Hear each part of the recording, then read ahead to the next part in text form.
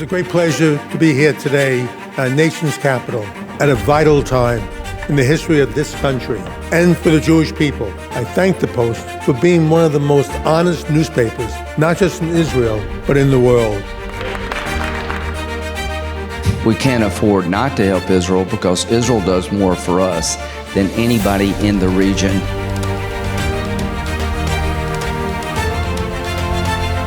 America is fundamentally built on the values that come from the Torah. Our founders understood that. When we stand with Israel, we're standing with the United States. Welcome to the Jerusalem Post Women Leaders Summit. We are going to begin, but I want to make an announcement.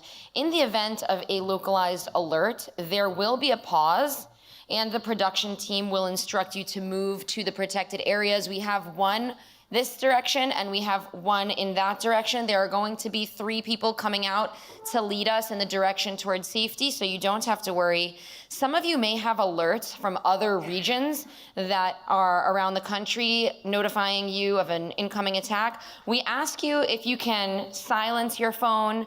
One way that you can do that is through turning it on airplane mode, if you feel comfortable with that, to really engage in tonight's event.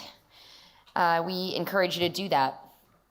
Good evening, and thank you for joining us for the Jerusalem Post Women Leaders Summit, held in collaboration with Checkpoint. My name is Shanna Fold, and I will be your host for this evening. The Jerusalem Post is much more than a media organization. It's a gateway through which the world understands Israel. It's a bridge between Israel and global decision makers, like you saw on the screen. A platform where honest dialogue, difficult questions, and strategic clarity take center stage. Our global reach of 30 million monthly readers, 1.2 million followers on Facebook, 800,000 on X, and the 250,000 readers of our newsletter reflects the responsibility that we carry to bring clarity, context, and truth to an increasingly complex landscape. The Jerusalem Post brings Israel's story to every corner of the globe. Our conferences held around the world include New York, Miami, Washington, Marrakesh, Dubai, London, and Berlin.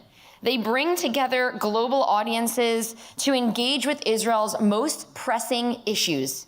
Tonight, as we find ourselves at a pivotal moment in Israel's history, one that challenges us all, we will meet the influential women who are helping to shape our collective future. And I want to note that I think it is so excellent that each one of you have come here tonight. The only news we have had is war, and tonight we make news of something else together. So I really applaud everyone for making it out and taking one moment away from the pressure that we've all been under for the last few weeks.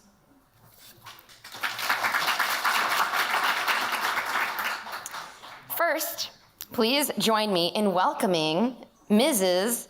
Michal Herzog, our First Lady of the State of Israel, a dedicated advocate for social cohesion, mental health awareness, and the well-being of Israeli society.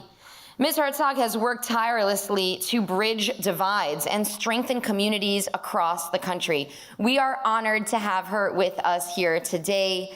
Can we have a round of applause for her?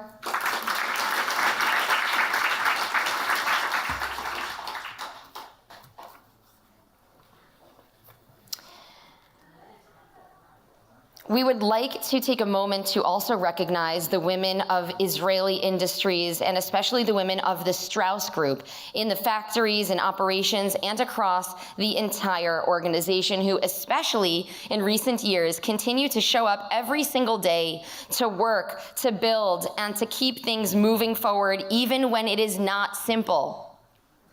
Within this meaningful work, we would also like to recognize the leadership that stands behind it. Ofra Strauss, chairperson of Strauss Group, has led the company over the years with a deep commitment to people and communities and to strengthening the Israeli industry from north to south.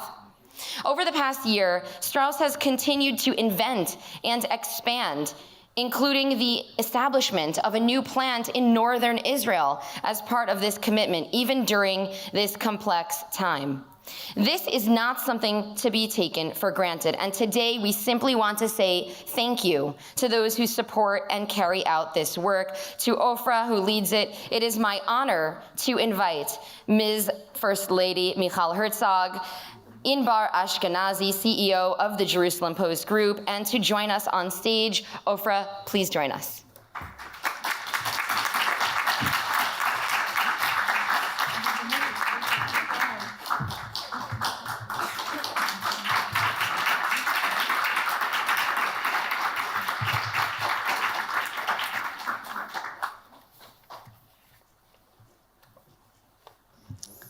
It seems forever, really.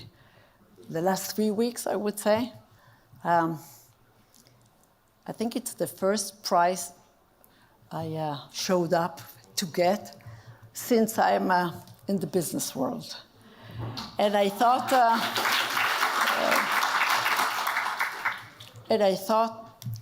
different times ask for different behavior.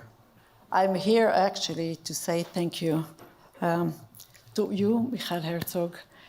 We have a long history together. Growing up in this country, small society, we had a lot of chances really to meet each other.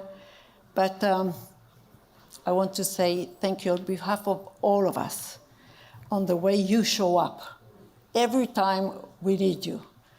When it's about women empowerment, and we were together in many organizations, or in the last few years, we think about this war as something that ends and starts, but it seems it's here with us in the last 2 years, and it never stops. So it's another opportunity where we see you showing up not only in the Israeli stages, not only in our streets, but around the world. Really, the courage to really face the difficult things that they say about us, and to stand there and to give answers and make every opportunity of an issue that really tears us apart within or from without. Thank you for really doing us on behalf of us all. You represent exactly what we would like, really, the Israeli society, Israeli women, to be known around the world. Thank you.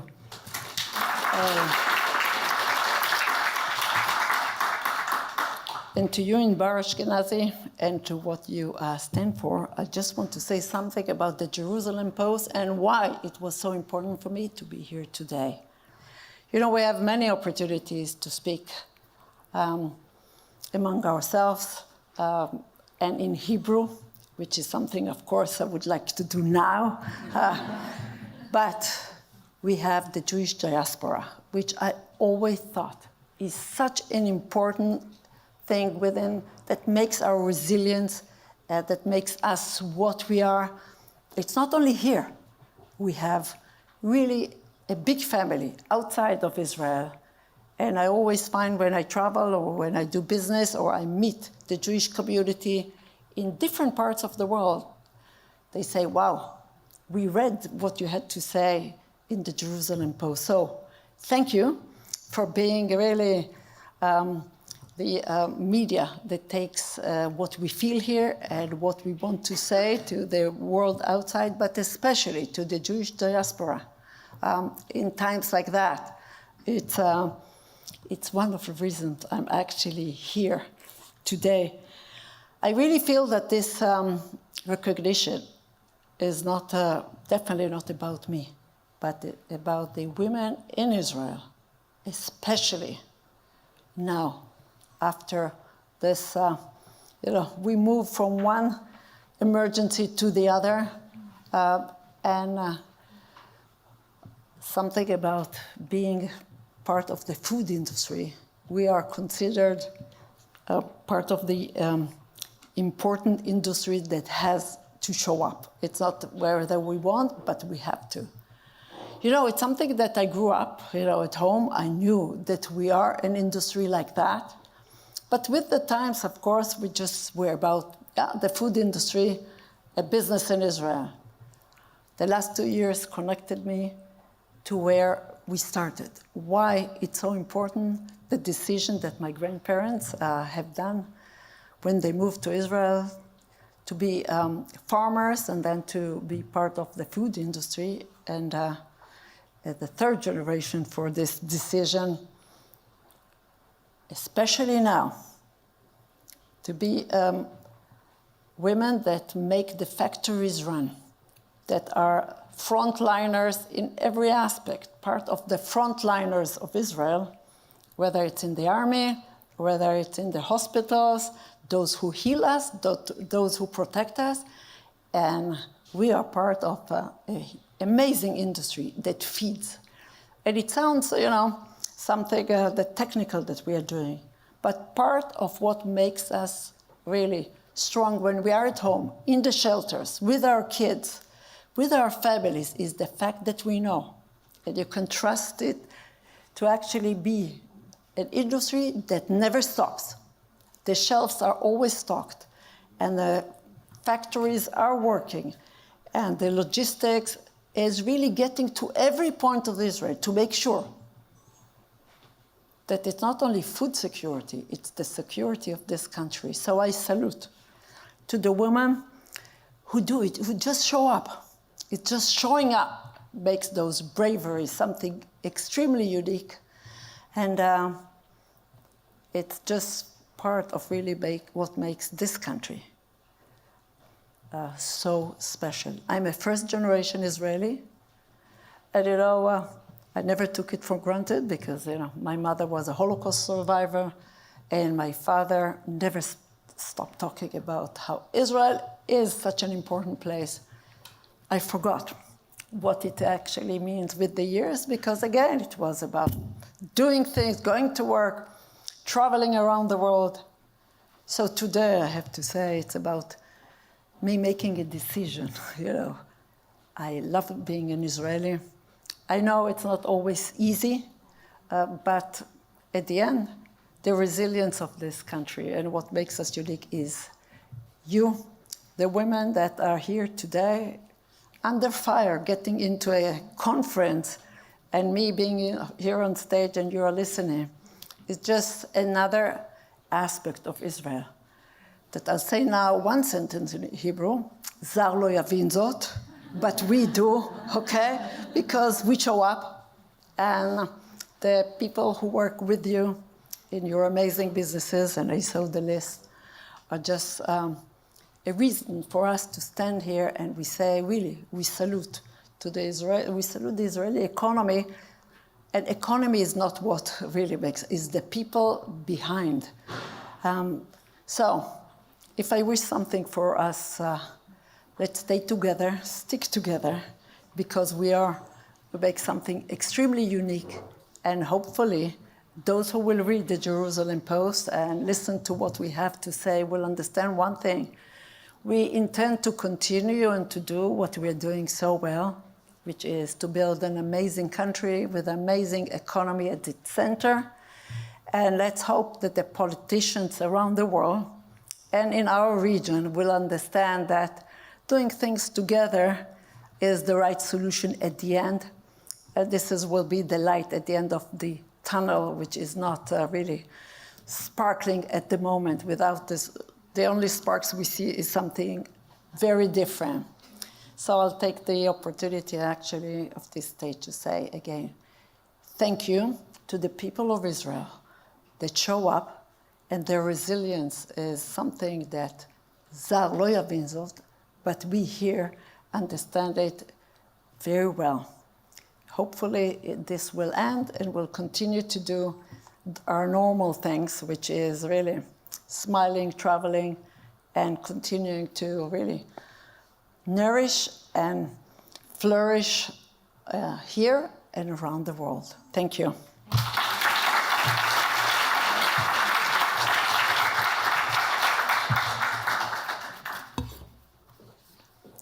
Thank you so much, Ms. Strauss, for that beautiful words to open up our ceremony. And I'd like to apologize to our First Lady. I swapped the order of our opening. I apologize for that. However, it might be because I'm very excited to welcome you to the stage and interview you. So please join us, First Lady Michal Herzog.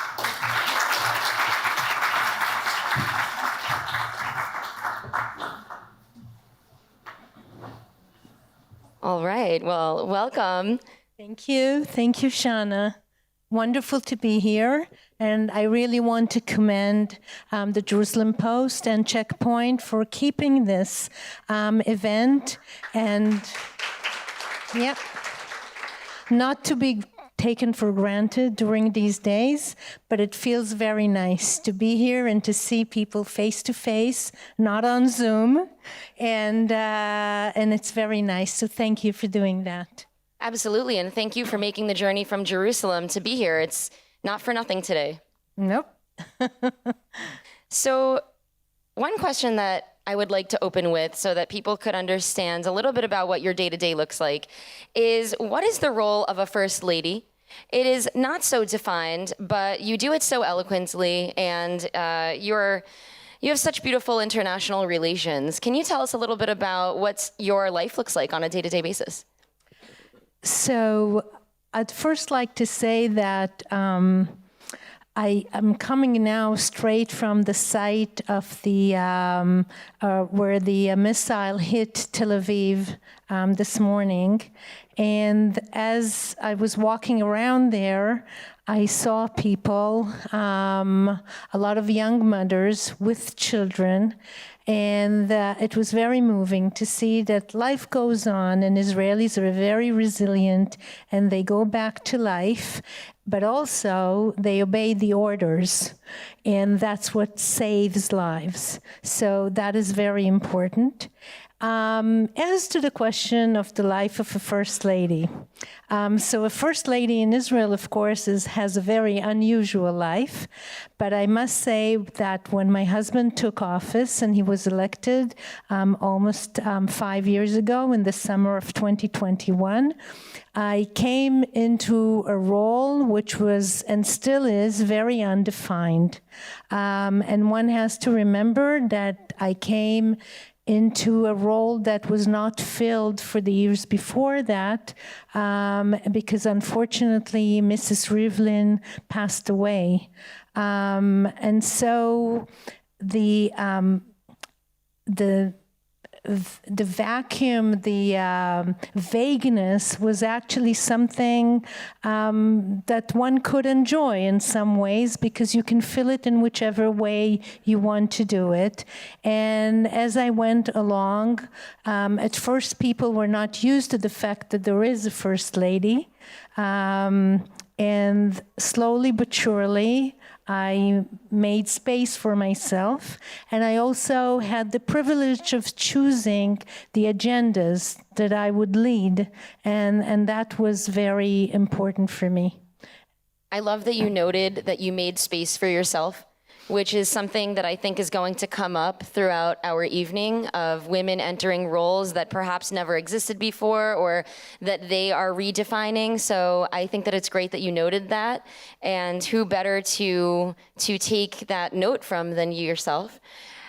So what are a couple of things that you've done during the presidency that have really stuck with you, that you loved, that you remember?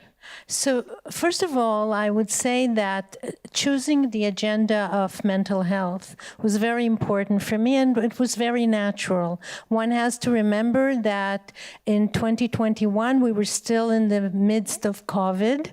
And so when I looked around, especially at children and youth, I saw how everyone was affected by the social distancing, by the then beginning of use of Zoom as a tool of work. And you could see that it affected many people. And I don't come from that field. I'm a lawyer by profession, but it felt very natural that I should deal with the issue of mental health, especially, as I say, since I'm not a professional in that field, especially speak about it. And I thought that I could, by the stage I was given, make good use of it and just break stigmas and tell people not to be shy about asking for help. Treat it as any other disease. If your knee hurts, you're not hesitant about going to a doctor. The same way, if your soul hurts, you should be able to ask for help. So I think taking up the agenda of mental health was very important. Now, little did I know that October 7th would come along, and of course, the whole conversation about trauma, post-trauma, the prevention of post-trauma would be so important in Israeli society. And I think this is an issue that will be with us for the next years to come. It is not an easy agenda, but it is very important for me to keep on talking about it and to engage in many initiatives, by the way, that many women initiate in Israel. Wow, thank you so much. And we're seeing how important that is day by day. Each day is a new trauma in this war. And moving into the category of women, like you said, we spoke earlier this week, and you noted to me that it almost seems that Israel has taken a step backwards when it comes to having female representation at a national level. Can you speak to that and tell us what you see as the future? Well, unfortunately, we see less women in the public arena and especially around decision-making tables, which is very sad in my mind, and it feels like we're going back in that respect. Not back in the fact that we have wonderful women around, and it is an honor for me to be speaking at an event where a person like Ofra Strauss, who has been a real leader in the industrial world, receives a prize, and rightfully so, or to see a manager of a hospital sitting next to me. And it is wonderful to see women around. I feel that we're going back in the respect of, as I said, the decision-making tables. If we had more ministers in the past or more CEOs in government offices, now we have much less. And I think this is where we have to go. Now, on the municipal level, and nowadays during the war, my husband and I visit constantly the municipalities that are hurt.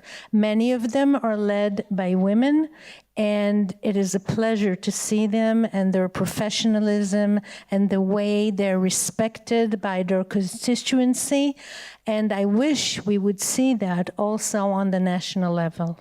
What do you think is blocking women from taking up these roles? It's not the women taking up the roles. It's some of them have to be appointed to the roles, or they have to be part of political parties. When we look around now, we don't see a single woman heading a political party, which we used to have in the past. And it is very difficult to see that for me. I mean, when you see a table with only men around it, making the decisions for us, for all of us, you know, even during the Iron Swords War, I said, you know, we were negotiating about the hostages. There was not a single woman in the room, and I'm sure women could offer a different point of view and definitely come at things and look at them from different angles and come with different solutions, and that really bothered me.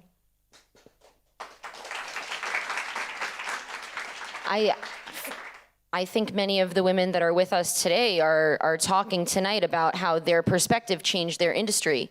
And so it is so important to have women at the table.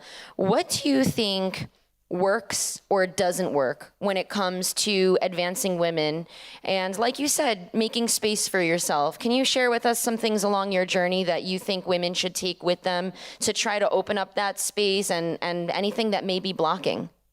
Well, first of all, I think women, when they cooperate, and women do know how to work together, they bring the best results possible.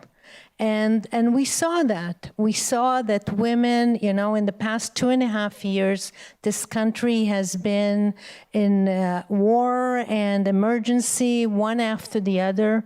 And we saw women leading, and wherever there were women, there were success stories, and there were women working together. You could see it in the Gaza envelope. You could see it in the army. You can see it in the medical field. You can see it in emergency forces. Where women are there, they bring, as you said, a different perspective. They know how to work together, and they know how to lead. But we have to be given the chance, and sometimes we have to take it. We have to take it. Absolutely, we have to take it. And sometimes I think that it can be challenging for women to see something and decide to go for it. There's been studies that show that men will apply for roles that they're only half qualified for, whereas women will feel that they need to hit every single characteristic on the list. We're perfectionists. So I'd like actually for you to share a story about whether it's yourself or whether it's a woman who did something really profound that that really left a mark on you from throughout your journey that you think people should take home with them. So there are so many stories, but let me tell you about Meital Ben-Shak. Meital is a young woman. She asked for a meeting with me. A lot of people ask for meetings, or they write emails to the president's site, and we just pick it up. And so Meital approached my team and asked for a meeting. And it turned out that she comes from a fund that works for making women's health better. In Israel, it's called Keren Bria. And she came to my office and told me her personal story and her idea. She came with an idea called the Purple Card, הכרטיס הסגול, from her own experience about the fact that if you were sexually assaulted at some point, your outlook and your perspective when you come to seek health services is slightly different, and there are some things that are a trigger for you. And she came with an idea that if you present, in this case, the purple card to the doctor checking you at Kupat Cholim or any other health service, or when you approach the hospital for emergency services, the staff will be aware that whoever presents this card has a story, be it a man or a woman, and that they have to be regarded in a slightly different way when offering medical services. And she said, the fund she was working with, would like to make it public, but we need it to be more official. We need to work with the Ministry of Health for the entire system to adopt this.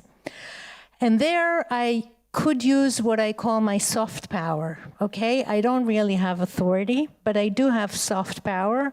And when I call people up, they usually pick up the phone.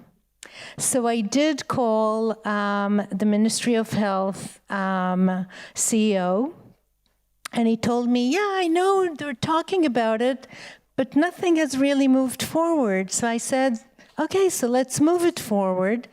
And the next thing we knew, we launched the Purple Card with the Ministry of Health at the President's residence, and it is now part of the training in the health system. And we hear from people, even from dental clinics, we hear from physiotherapists that it's sipping down to all the health services, that people now are aware that if someone comes and presents the Purple Card, then they have a history. They may have been sexually assaulted, and therefore it helps the staff itself to give them better service in a much more comforting, sympathizing way. So I think if we could make such a change, and a big change in the health system, just by putting our, energies together and the ministry joining us, I think one woman made a real change in that case. And what's really, round of applause. I'm so encouraged that you shared that story. And what's really exciting is not just that one woman made a change, but that two women made a change, because you picked up that phone call and you made the connection and you put the extra pressure to move things along. And that's sometimes what women really need, is to have that phone call, to have that email, to press on, to move forward. So I know that we're coming down toward the end of our interview. So I just want to ask you if you have, first of all, I know that you've been really involved in speaking up for women regarding the sexual abuse that you just mentioned. I know that you've been a champion for Israeli victims, especially from October 7th, that did not get the international recognition and sensitivity and response that was expected. So I want to thank you for that. And I want to wrap with asking you if you have anything more that you want to share about that, and if you have any words of encouragement for us as we move on. So thank you for asking about that. I never expected that this would be one of my roles as a First Lady, to speak about the use of sexual violence as a tool of war, which happened, as we all know, on October 7th, and since, as we now hear from the hostages who came back home. And this is something that I've been putting on world stage in every possible platform that I was given, whether it be the World Economic Forum in Davos or the Munich Security Conference. I feel that we have to put this as a universal message, because I speak not only on behalf of Israeli women, but on behalf of women, period, because there's an escalation from one conflict to another of the use of sexual violence as a tool of war. And we have, since we experienced this so severely on October 7th, we have to try and prevent the use of this tool in other conflicts around the world. And I think we can end by the message also connected to this, that what I would love to have is to hear women voices, for women to use their voice, whether it be in Israel or the Jewish communities around the world or all over the place, because we see that when a woman, and sometimes it takes a lot of courage, uses her voice, she can make a change. And we saw that. We saw that when the young women such as Amit Susana or Romi Gonen or Arbel Yahud came back and they used their voices. It took a lot of courage from them, but they spoke on behalf of others and they brought their story. And now when we hear women's voices, they can really make a change. We also hear women voices now on the radio system over Tehran between the female pilot and her navigator. And that's also using our voices as women, because we can do everything, we can be the best at everything. We also have to use our voice whenever we can. Can we have a big round of applause? First Lady Herzog, you have such grace, and it is so beautiful to learn about how you're using your power to make advancements, not just in Israel, but in the world. Thank you so much for joining us. Thank you very much, Shanna. It was a pleasure. Thank you. I appreciate your grace. Thank you so much. Thank you.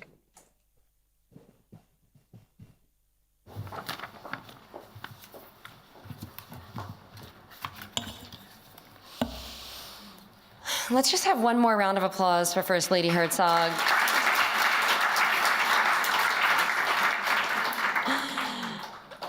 We all just needed a moment to take all of that in. At a moment when Israel faces unprecedented social, economic, and global challenges. Our first panel, Trailblazing Leadership, Entrepreneurship, Social Responsibility, and Public Impact, highlights the critical role of women entrepreneurs in driving innovation, advancing social responsibility, and shaping meaningful public impact. I'd like to call to the stage 3 prominent female changemakers. Shira Lev Ami, who has been the head of the National Digital Agency since its establishment in 2022. Maya Azulai, Maya actually was unable to join us today. Things have been progressing in such a way in this war that by minute, really so many changes in missile impacts, flights changes. I mean, the women who made it out tonight, kol hakavod. We also have Edna Weinstock-Gabay, CEO and Director General of Keren HaYesod. We're gonna have a riveting conversation. Please join us on the stage.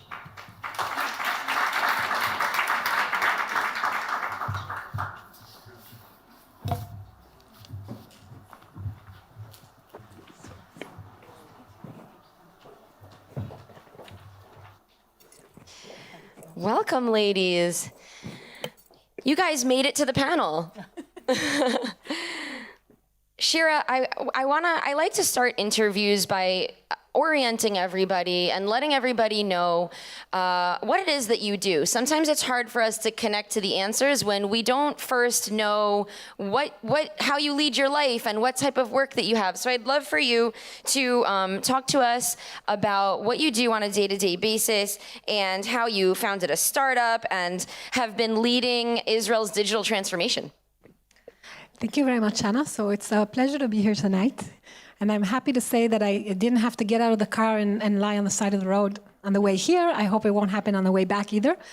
I've been leading the National Digital Agency for the government of Israel. Ofra Strauss spoke before about how we don't have women CEOs in the government ministries. And the National Digital Agency is sort of a government ministry. It's the unit responsible for providing digital services and helping the government function in an updated, relevant way, which we're not that good at in the government sometimes. We have our moments. We provide services such as Gov.il and MyGov, where you have access to all of the different government ministry services. We provide the front for that, and we also try to help the government work in synergy, which is also very difficult for the government to do. We have silos, and everyone wants to shine separately, and what we try to do is connect them through the bridges that digital and data and today AI can create. So looking at employment, looking at the legal system, looking at how we plan and develop real estate in the country. All of these are public systems that need to be coordinated and work together, and they can reach that goal if we digitally transform them.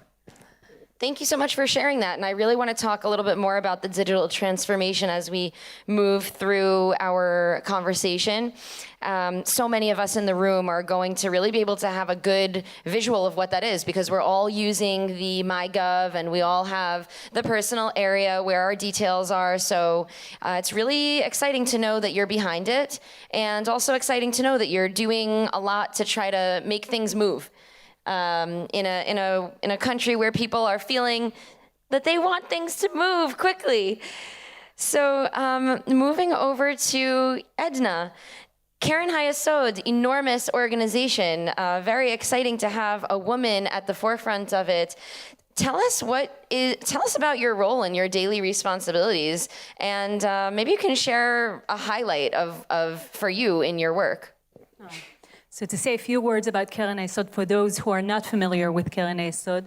Keren HaYesod is a fundraising institution, a national institution, one of 4 national institutions in Israel, was established 105 years ago.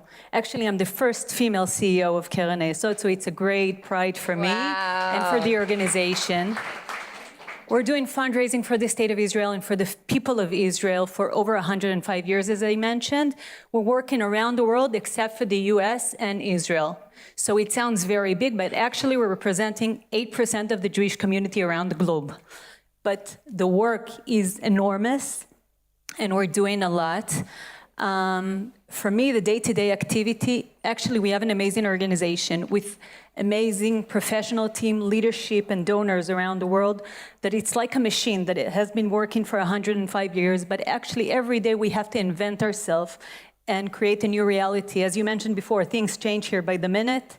Same for us as a national institution dealing with fundraising in Israel.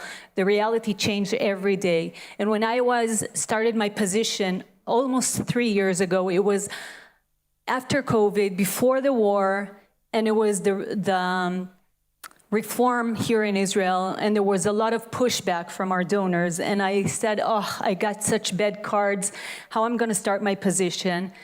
And then the war started. And that's the worst thing for Israel, but for fundraising, this is something that drives the organization. And ever since, it seems like one very long day. So now that we're dealing with Roaring Lion, it seems like a continuation of what we started almost 300 days ago, and we've been focused on that. Wow. 899, if I'm not mistaken, it's today. Wow. Almost 900 days. Things are changing by the minute, and one of our panelists had unfortunately a missile fall close to her home, and it's like, we're not calling out sick. We are calling out missile fell in my backyard. So it's a big deal, and I can't imagine what it's like to lead an organization through this time. And I actually want to stay with you, Edna. It's been more than 2 years since October 7th, and 30% of northern residents have still not returned to their home. And at this time, so many residents say that they don't feel safe. Just yesterday, there was an avocado farmer who was killed, and he had given a radio interview the week before saying that it's Russian roulette in the north. But something interesting happened that your organization is very much abreast to, which is that families left the north out of a need to survive, and they found themselves in the center, but actually finding that they had a stronger education, better options for healthcare, and more job opportunities. How are people that we need to live in the north, right? We need people to live all throughout our country. We need them in the south, we need them in the north and the center. How are people going to return from the center to the north and feel safe? And what is your organization doing to make things smoother? So actually, since October 7th, Keren Hayesod has been dealing with the South and the North. Automatically, after October 7th, our hearts went to the South and to the challenges that we're facing in the South. And we marked in Keren Hayesod 2026 as the focus of focusing in the North, how we're going to bring people back home. And then, unfortunately, 25 days ago, the Roaring Lion operation started, and the war with Hezbollah is again, and the challenges that we were facing 3 weeks ago today are much bigger and wider. Actually, up until 3 weeks ago, about 30% of the civilians in the north did not go back to their homes, as you mentioned before. And us as Keren Hayesod, we are working with the government. We're never going to replace the government. We are dealing with the soft areas as education, as welfare, employment, and so on. And we've been focusing on that in the last month, and today more than that. Last week, actually, we went to travel to the north. It was not easy to go to the north. We've been to Kiryat Shmona, we've been to Metula, through the rockets, because we went to all the municipalities, Upper Galilee and everybody else, Mevot, Hermon. It was important to show them they're never going to be alone. Us as philanthropy, we're going to be together with them, making sure that nobody's left behind. And we're working closely with each and every community to ensure that they will get what they need and what we can help them to bring a better education, to do a better health system in the north, more employment opportunities, and everything, so on. So Keren Hayesod has been focusing on that. And obviously, after these days, it's going to be more challenges, and we're going to be there with them.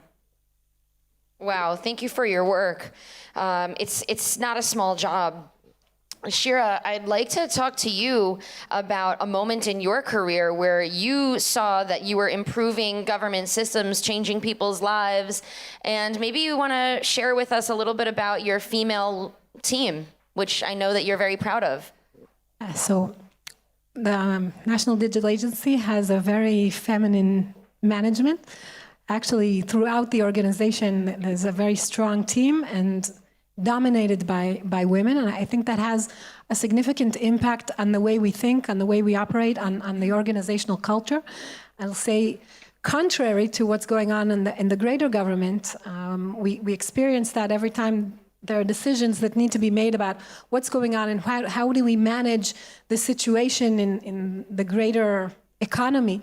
And all the people in the room making the decision are all men. They're also relatively older men, so they don't have young children at home experiencing how that is hell on earth. Sorry to be so blunt. And they're competing with each other. Who's going to bring the people back to work faster? And this is a real competition.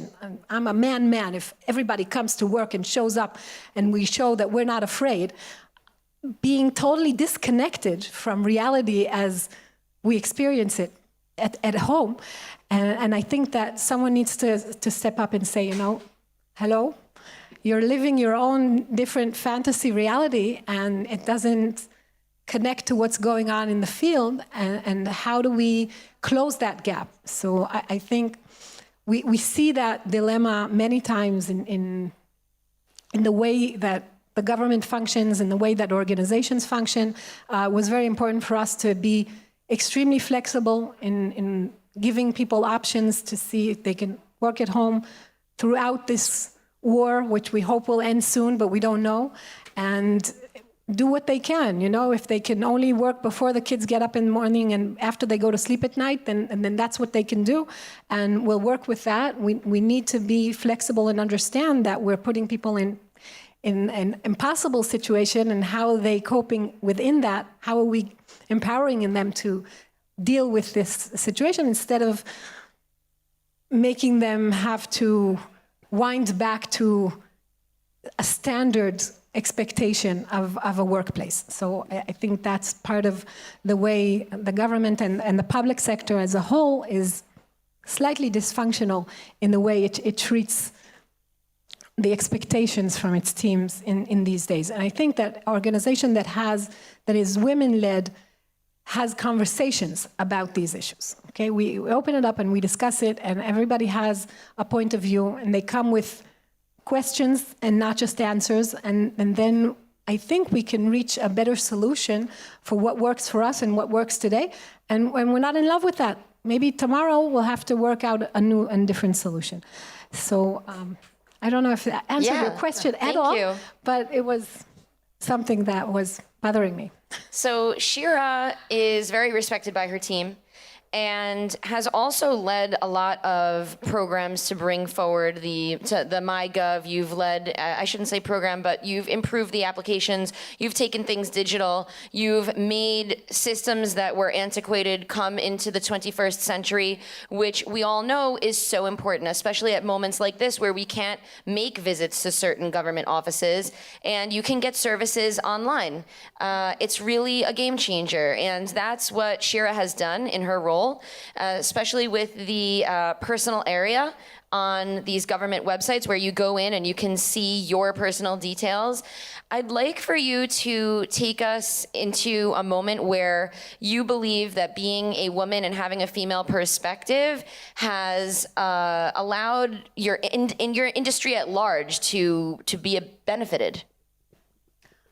I want to talk about the future instead of the past, and I want to say that we're living in historic times, not just because of the wars in the world gone crazy, but also because technology and AI are changing everything. They're changing everything much faster than previous transformations have happened, and they're changing them in a way that I have to admit we don't totally comprehend. We don't know how these changes are going to unfold and what's going to be the world we live in very soon. We have a very limited grasp of what's going to change, and I think that there's an opportunity here for women to be the first adapters to this new reality. And when we look at what the skills that we think are required for this future world that we're going to see very soon, we see things like asking questions and not just coming with answers. We see curiosity and ongoing learning. We have to learn all the time. We can't conquer a hill and say, okay, we've mastered that skill, we know that now, we can rest. There's no rest. There's another hill that has to be climbed tomorrow, because otherwise we're going to be left behind. And women are, I think, better at that. We're better multitaskers.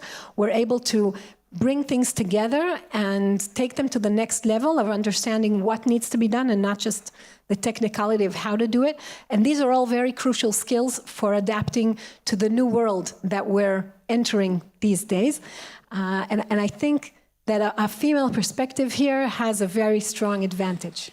Everywhere, in every industry, this is true, not just in technology. This is true anywhere you go.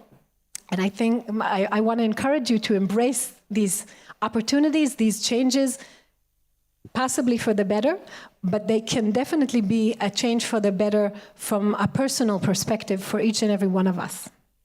Thank you. And as you mentioned, being a mother with little kids and the difficulties, this is not only your experience. All the users that you're affecting are mothers. They have children. There's a lot of the population that a male perspective won't be able to reach. So when you just think about the numbers, you're doing a really, really huge work to make things improved for women. I'd like to give you our last question. Edna, CEO of Keren Hayesod, I'm very excited to have you, being that you're the first female in this job after so many years. What is a note of encouragement that you can give to women in leadership positions, and anything that you want to share from Keren Hayesod that you believe you've positively impacted because you bring a female perspective? So I think the best, you just shared about the kids, and I think this is the best example. Actually, before being a CEO, my purpose in life, my guideline, my North Star are my kids. I have 5 kids, and they are my purpose of life. Them and my husband, obviously, Elior.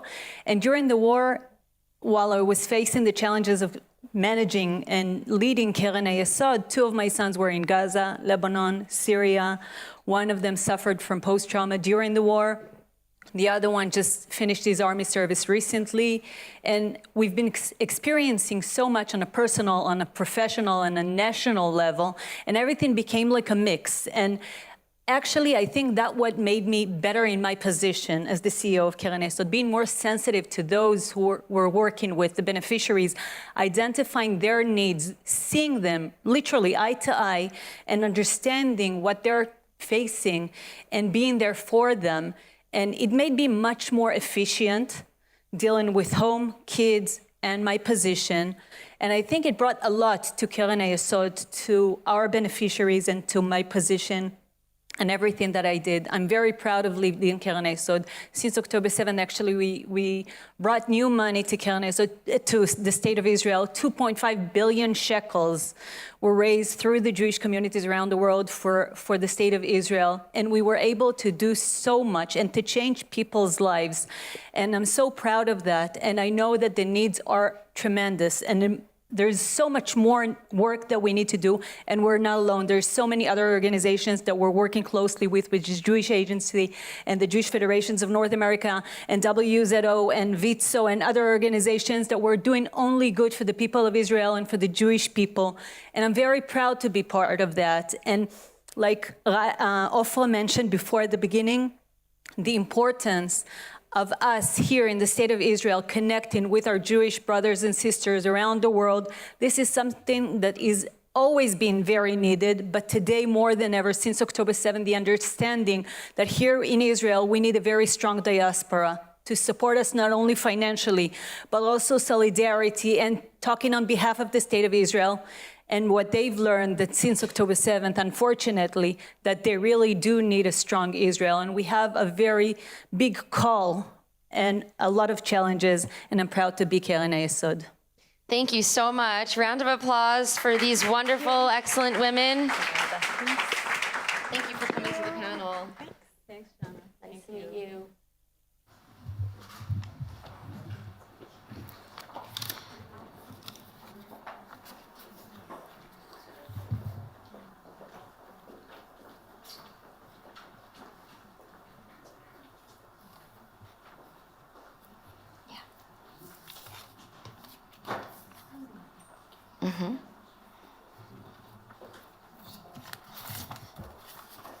I'm so encouraged and inspired by these women. It's really a big deal. I would like to bring to the stage the president of WISO, the World WISO. I now call Anat Vidor to the stage, president of World WISO. She has focused on strengthening WISO as a global force for Jewish resilience, civilian strength, and dynamic Zionist leadership. She will be interviewed by Inbal An Buskila of the Jerusalem Post. Thank you, ladies. Thank you, Shana. Shalom, shalom. It is an honor for me to have you here, such a strong leadership woman in such a day like today. I want to start with the first question. You come from a very strong Zionist family. How did that inspire your leadership today in World Emunah? World WISO. Emunah is good too. Yes. Emunah is good too. But we are Women International Zionist Organization. So in reality, I have to say that both of them came from the same space. Zionism is in my backbones. I'm rarely, and it's very profound, like the heritage I have. I'm fifth generation Israeli, and I never thought about Zionism ever because Zionism was part of me. Everything that I did, I breathed Zionism. I didn't know much about it. We never discussed it. I was a kid in the 80s. Actually, in the 90s, the post-Zionist talks. In reality, it's very interesting when you grow up in a place and there is a gap also between the other student in class, because I remember kids in class were embarrassed to have their parents speaking because they had an accent. And I was fifth generation, so there was no accent. On the contrary, I lived in a town and the streets are named after my great-grandparents. I studied a Hebrew language that was revived by my great-grandparents. So I studied them in history books. I didn't have to go and do shorashim, avodat shorashim, or checking my roots. And in a way, it made me apathetic, indifferent, because I didn't know anything else exists. I never felt immigration blood in me or any feeling that I am unsafe, I'm a stranger to somewhere, or I have to prove where I'm at. I had no story to tell because the story was here. And on the other hand, WISO is pretty much the same. I used to walk in Israel and I thought that WISO is a government agency. I thought that WISO is like Kupat Cholim because it's everywhere. I mean, you go here, there's WISO. Everyone touched WISO somehow. So it's probably a governmental institution. They were both very obvious for me. So in reality, what connects the both of them is actually, I'd say, the very shift in arriving to Australia. I arrived as a shlicha to Australia. At what age was that? Very young. I was straight after the army. And I arrived, and I remember for the first time, I met another Jew. Another Jew that doesn't behave like me. Now, what does it mean doesn't behave like me? I think that even I had friends, and I see it today, you know, second generation Holocaust, so people who came from immigration. And I think that there's something when you grow somewhere, you have this agency in you. You know you're untouchable. The other person is a stranger. And I faced first, for the first time, anti-Semitism. I didn't look at it as anti-Semitism. I thought it's actually quite hilarious. I thought the guy is like, you know, as they say, they call it, you know, the blue collar, you know, a guy that fixes air conditioning. So what would he know when we says, oh, you're a Jewess, or you're quite volatile Jews? And I'm like, oh yeah, I'm volatile, you know, so. And this was the first time you ever heard or felt anything to do with anti-Semitism? I related it to some uneducated provincial, sort of like, you know, a guy that hasn't been out of Australia or a guy that hasn't been out of America. I mean, poor things, you know what I mean? Never been out of their little state. And here I am, there's a little caddy here. Yeah, it's not going to happen, darling, you know. It's just not going to happen. So I thought all the time that that is something very strange. But what I did find also is the ability to say no. Jews that did not grow here and are not a sabre, and I believe in something very interesting. It's called emotional generational transfer. I'm sure you're all aware of that. We do things like our great-great-grandparents. Definitely. Like we sit in a certain way, we probably do moves like that too, we're not aware of. They pass on. And that cockiness, resilience comes with it too. For me, on the other hand, also a deep sense of like, no way anyone is touching my country. No way. And I was so proud to say I'm Israeli everywhere. I used to go into confrontation even in unnecessary places. I just wanted someone to ask me if I'm Israeli. No one actually cared. But I just like, do you know where I'm from? And I just had to open this discussion. And it's quite interesting. And then I found that more intimidated person, not because he was attacked, and Australia was a paradise, but I found always no, like, if someone said to you, no, don't push, just stay in the system, stay in your lane. And today I call myself on my Instagram, unapologetic Zionist. So without even knowing, you were preparing yourself for leading WIZO. Probably, but you know what really got me to WIZO? Yeah. I'm competitive. Keren HaYesod got me into WIZO. Actually, I was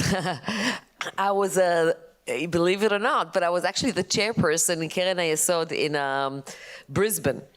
And it's a volunteer position. And I knew WIZO all the time. And then I arrived to WIZO. I was not quite aware how big of a movement it is, a diaspora, 38 federations. We're talking about a massive Zionist movement. And when I got there, I said, well, I don't think anyone there knows what's happening here. That how big it is, because people said, oh, it's a great women organization, it does great things for women. And I'm like, no, I think you're getting it wrong. It's run by women, but it's actually not only a women organization. This is the largest NGO in Israel by far. I mean, they do everything. They're like a government ministry. and to try to market, and it's very challenging, try to market something that big, get an elevator pitch for that, it's a hard one. But October 7th made it easier. Go on to the next question. So if we talk about October 7th, I know that there's a lot of denial around the sexual crimes that happen on October 7th, and you have a very big role in bringing it into the UN. Tell us a little bit about your challenges. Okay, so who cannot get furious about that? And you know, I study anti-Semitism. I even take a column in the Jerusalem Post, and I like to have a fetish. I call it Anti-Semite of the Week. I like to pick them up and take the mickey out of them. I like to take reels, like the most absurd things, you know. A real warrior. Yeah, no, I enjoy it.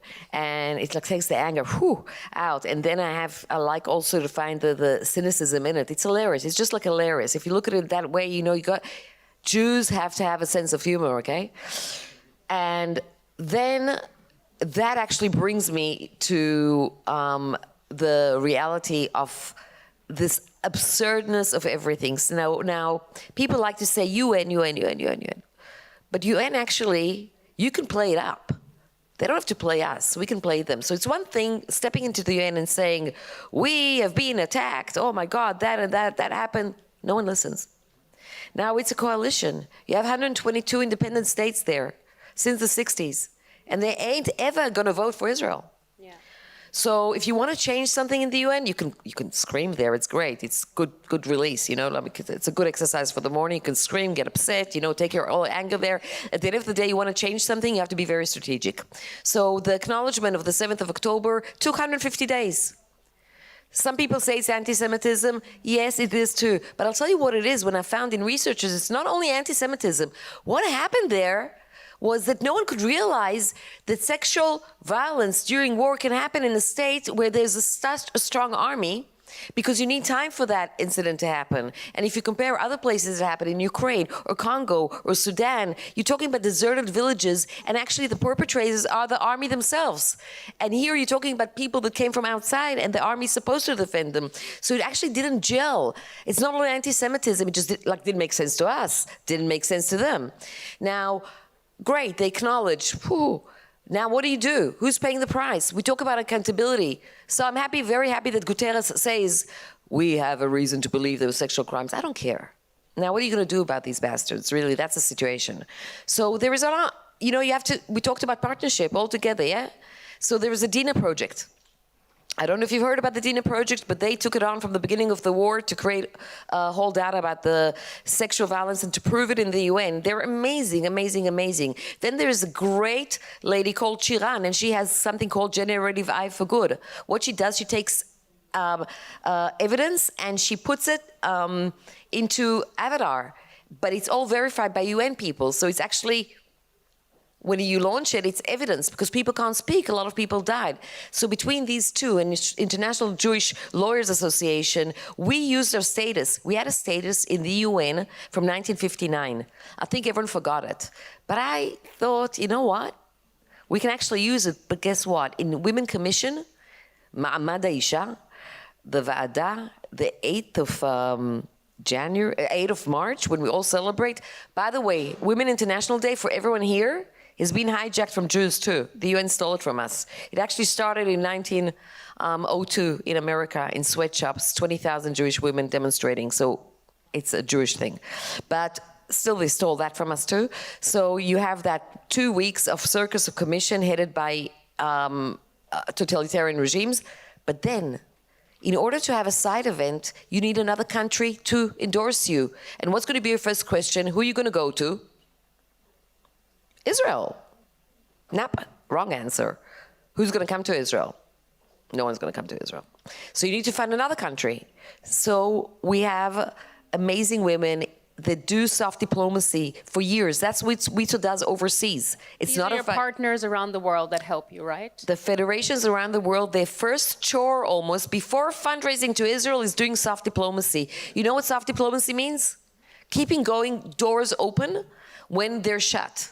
So you go there with a solution and you get the checks to present it and you get the Ukraine lawyers to come and you get the Congo women to come and you get there all the other countries to come, and then they listen, and there is a roadmap. We choose the work for them, and we show them this is how you can trial these buggers. Anyway, so they took it. Now, think about it also logically. Any mission, UK mission, Australia mission, Ireland mission, they don't care taking a ready essay world crafted by Sharon Zagagi Pinchas, that was the head prosecutor for the army, and Kadari, Professor Ruth Kadari. What do they care? The job has been done. They could just take it and present it. They look good, we look good, Ukrainians get justice, Congo gets justice, and we get justice. And that's how to work. Just politics. Yeah.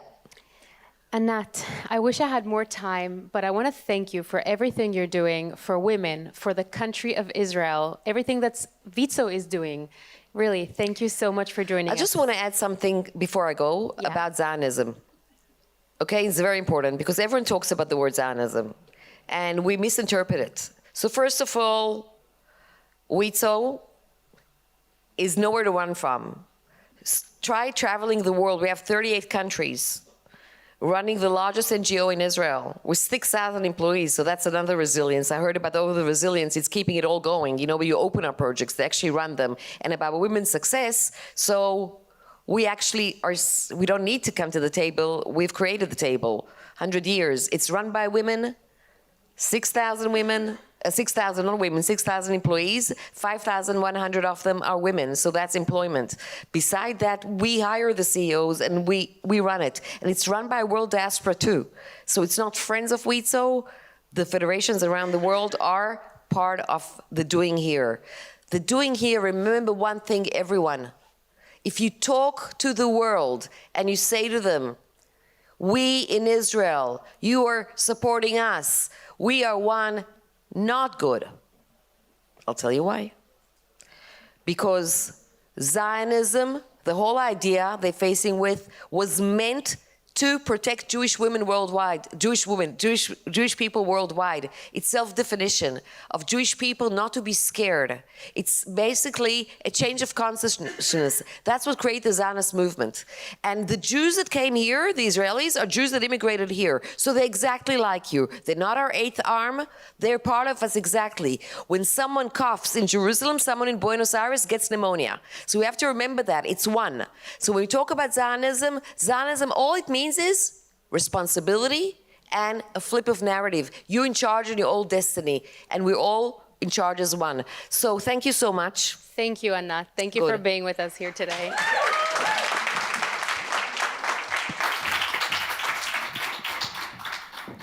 That was very powerful. Thank you, Inbal. Thank you for that beautiful interview. I now call on Keren Granit, the Deputy CEO of Phoenix Holdings, to the stage. She's a key leader at one of Israel's largest financial institutions, playing a central role in shaping strategy, growth, and innovation across the entire organization. Ms. Granit will be interviewed by Anna Aronheim of the Jerusalem Post.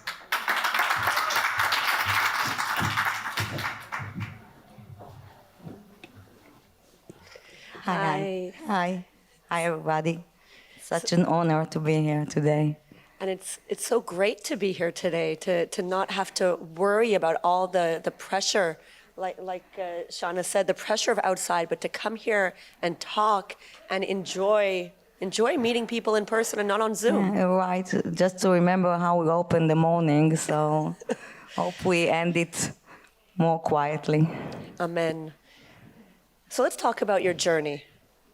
Your career in insurance spanned several decades and many, many different roles. Can you briefly tell us about that journey?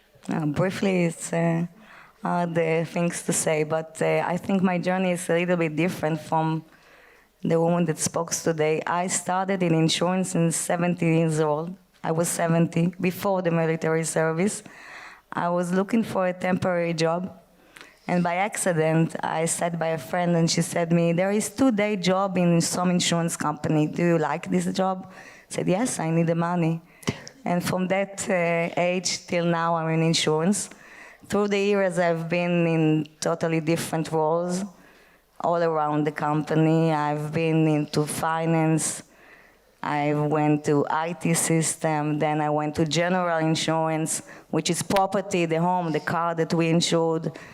Then I moved to claim with a huge difference, service, operation, and now I'm a deputy of the CEO and I'm in charge of the business transformation, claims, and service. So you've really seen everything.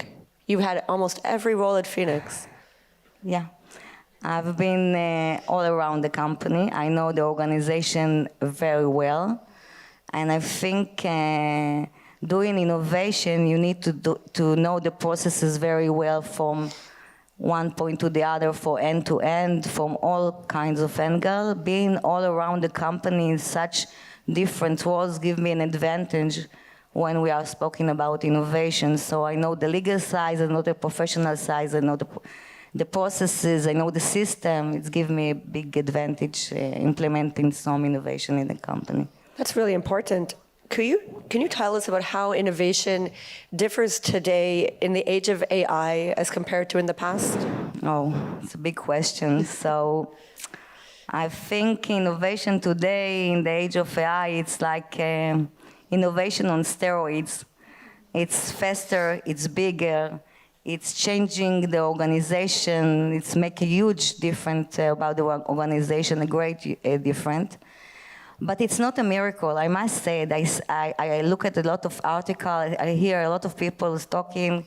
It's not a miracle, it's not something that happened by a day. Mm-hmm. It's contain a lot of work, a lot of deep understanding about the business and the processes, and adoption. You can put the tool, but if you don't do with it, nothing happened. So implementation of innovation, AI or not AI, it's need a great change of the company. It's mostly not an IT project, it's a business transformation. We are in Phoenix, invest a lot, and we have the willingness and we have the ability to invest in this kind of change. And for my belief, for my experience, you need business people, business teams to lead this kind of transformation. Along with IT, but you need business people that knows really well the organization, some people will struggle with it. I think our role as executive leaders is to empower them, to give them courage, to accompany them through this change. The real challenge, I think, is to identify the real areas where there is a real value and people are willing and open for that change. So it's a journey. I want to talk a little bit more about a project that you lead, talking about AI. The project is Ronnie. Oh. And I personally, I love the name. Ronnie is Phoenix's digital assistant. Yeah. So what makes Ronnie a good fit for customer service in both the financial and the insurance services? When we speak about insurance and financial services, it's very complex and very sensitive situation. We meet customer in very emotional times, after a car accident, when there are illness, when they need surgery, sometimes even after a loss. Mm-hmm. And when we build Ronnie, we understood that we're not just building an AI system, technology system. We're building a service persona.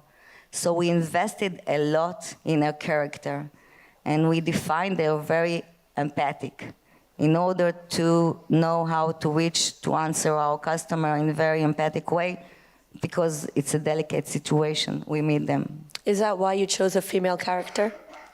Exactly. I think we all women here agree with me that women are better, much better, and all the research said that people in very sensitive situations prefer to hear woman voice, not a man voice.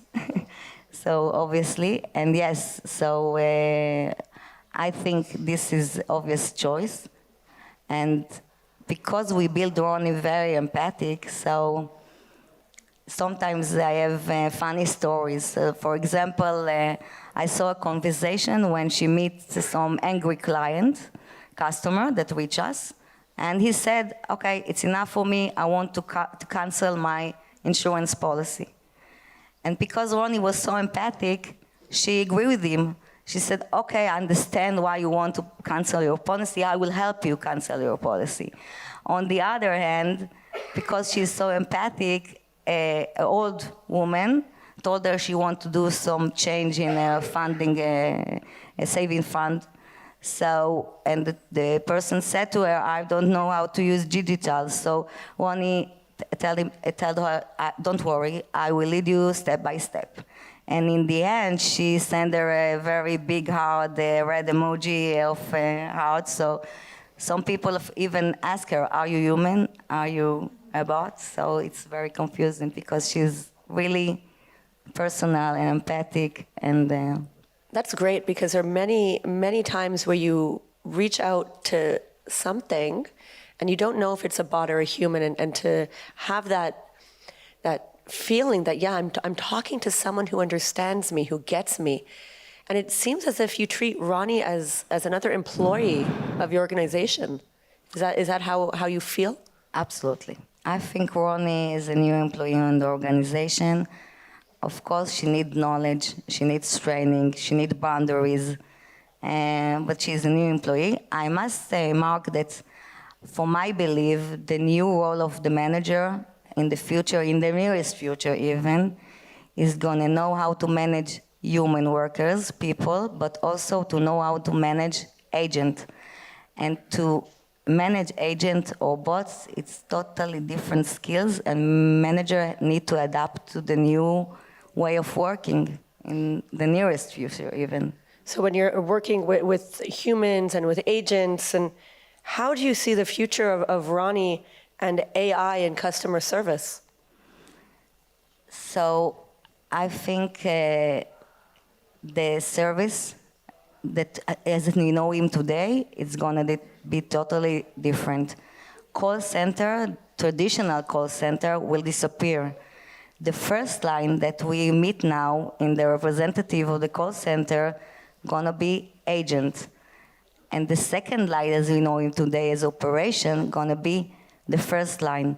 The workers that will be in the call center will be more experienced, have more authority, and will meet the complex request and not the easy one. The first line gonna be agent, totally. So why don't we have a look at Ronnie? Oh, I think you all love her. I love her. I'm excited. Hi, Karen, and thank you for the opportunity to join the Jerusalem Post conference. And how nice that we're all women here. Maybe I should start with a few words about myself. I only started working a few months ago. Karen even chose my haircut. It wasn't always easy in the beginning. At one point, I even gave an answer that made Karen think she might have to fire me. But I learned fast, and the people at Phoenix have been very helpful. Then, after just 2 months on the job, the war began and turned my role into something much more meaningful than I had expected. It was a bit stressful at the start, but I'm happy to say it only took me about an hour and a half on the morning of February 28th to understand exactly what was expected of me. Since then, all customer requests to Phoenix through WhatsApp have been routed to me, and in about 82% of the cases, I've been able to solve the request completely by myself. I'm actually quite proud of that. Although, if you think about it, it's not that surprising. I'm available 24/7, and during sirens, well, I keep working. I don't run to the shelter. I stay with the customers. Looking ahead, I will soon be integrated into the Phoenix app and become part of the customer's digital journey, helping provide information and perform actions through text or voice. And in the near future, I will also be able to have smart sales conversations, offering customers the products that best fit their needs at the right price. So I'm still at the beginning of my journey.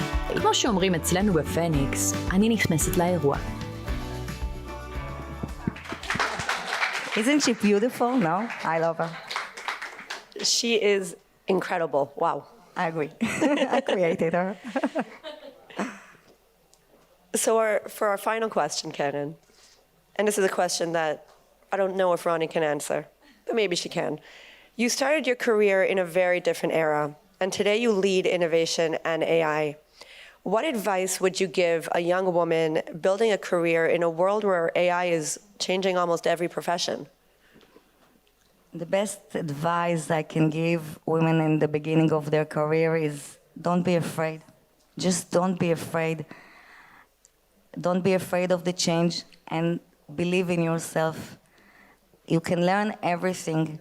Also in the area of AI, the problem isn't learning. The problem is people that are afraid or don't believe that they can learn a new innovation on a new technology. So if you believe in yourself, you will go ahead. Don't be afraid. Thank you so much. What encouraging words.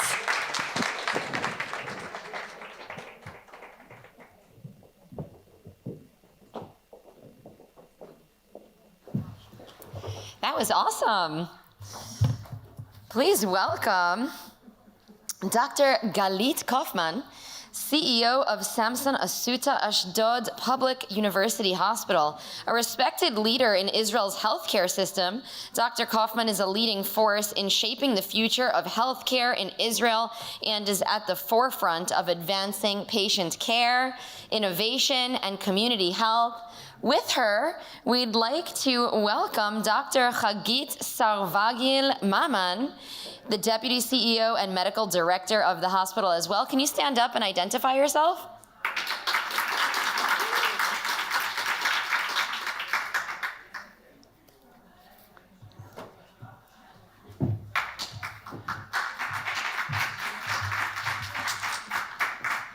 So, thank you. Good evening, distinguished guests, friends, and partners. Shalom. Thank you, the Jerusalem Post, for this great honor given to me today and for this inspiring event here in Tel Aviv within historic times for the state of Israel. Friends, we meet at a time when sirens have become the background music of our lives. But in the heart of the South, during the Sheagat Ha'ari War, there is a place where fear is met with fortitude and chaos is met with calm. That place is Asuta Ashdod Public Hospital. Today, Assuta Ashdod is more than just an excellent hospital. It is a fortress. As the ground shakes, we are a steady anchor for an entire region. We don't just stay open, we transformed. We are the only rocket-proof hospital in Israel. While rockets fly above, babies are being born in fully protected delivery rooms above ground where mothers feel 100% safe. We have protected schools for the children of our staff to make sure that those who save lives don't have to worry about the safety of their own families. And in our underground emergency facility, life doesn't stop, it continues to heal. The spirit of our medical teams is stunning. We ensure that the light of medicine never flickers, no matter how loud the roar of the storm. Golda Meir said, "We cannot be all things to all people, but we can be everything to someone at the moment they need us most." And that means everything. When I reflect on these words from one of Israel's most iconic leaders, I am reminded that leadership is not measured by titles or positions. It is measured by impact, by courage, and by the willingness to serve others when it matters most. As the first woman, CEO of Assuta Ashdod Public Hospital, I carry this legacy with deep pride and great responsibility.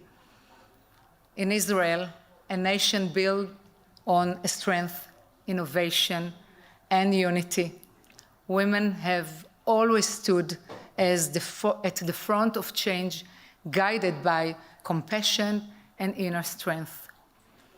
Today, we face new challenges, pressures on our health system, rapid technological shifts, workforce shortage, and the constant call to provide world-class medical care to every patient who walks through our doors. In such times, leadership cannot be hesitant. It must be bold, inclusive, and rooted in purpose. I believe that women leadership bring a perspective that is both sensitive and decisive. We listen with care, lead with collaboration, and build bridges when others see the vision. In healthcare, this translates to safer environments, stronger teams, and systems that honor every individual, patients, and professionals alike. We are reminded daily that leadership is not about standing above others.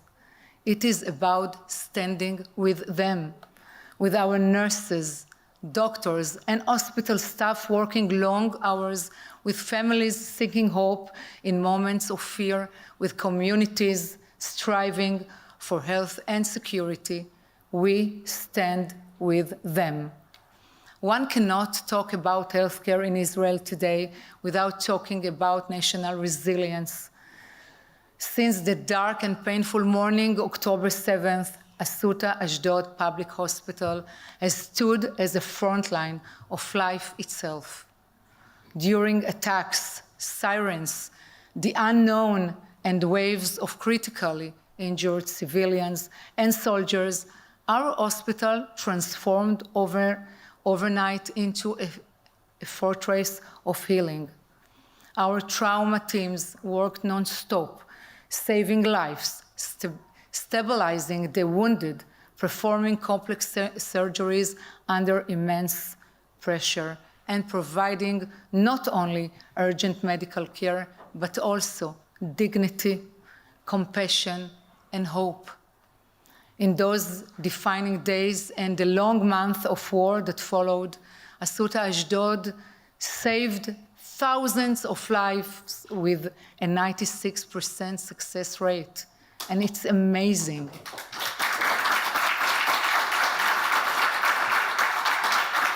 Friends, this is the time to understand that before Assuta Ashdod Public Hospital was established, there was a gap of 45 years since the last public hospital was built in Israel. We are the startup nation hospital, the market disruptor of public medical services in Israel's south. And I dare to say we are the role model of how public hospital healthcare should be. We are the proud game changer for Israel's south. Assuta Ashdod is the equalizer. In the center of Israel and Tel Aviv area, healthcare is abundant. In the south, it is a lifeline by bringing the highest level of doctors, medical services, diagnostics, imaging, and surgery into one accessible complex.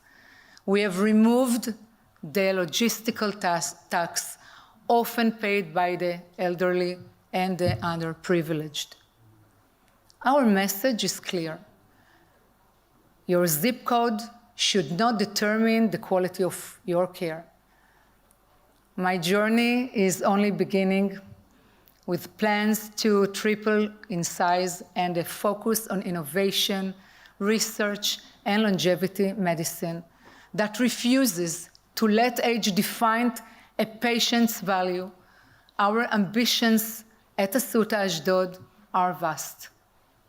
Assuta Ashdod is proving that public medicine can be innovative, it can be courageous, and above all, it can be kind.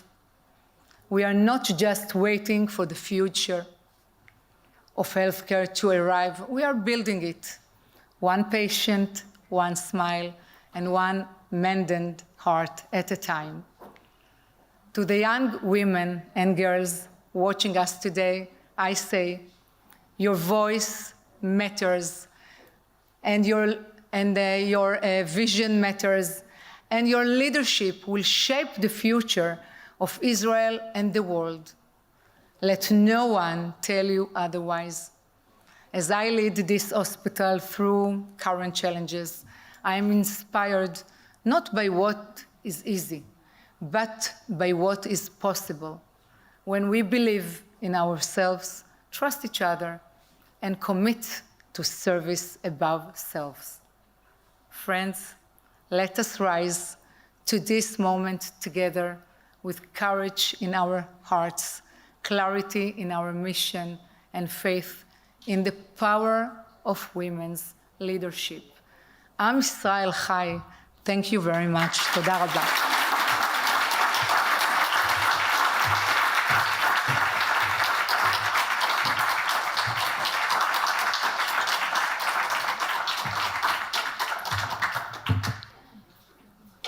That was excellent.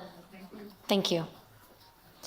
Please welcome to the stage Netta Ben-Ari, Vice President of Business Development and Innovation at Bazan Group, who will be interviewed by Anna Arnheim, Defense and Tech Editor at the Jerusalem Post.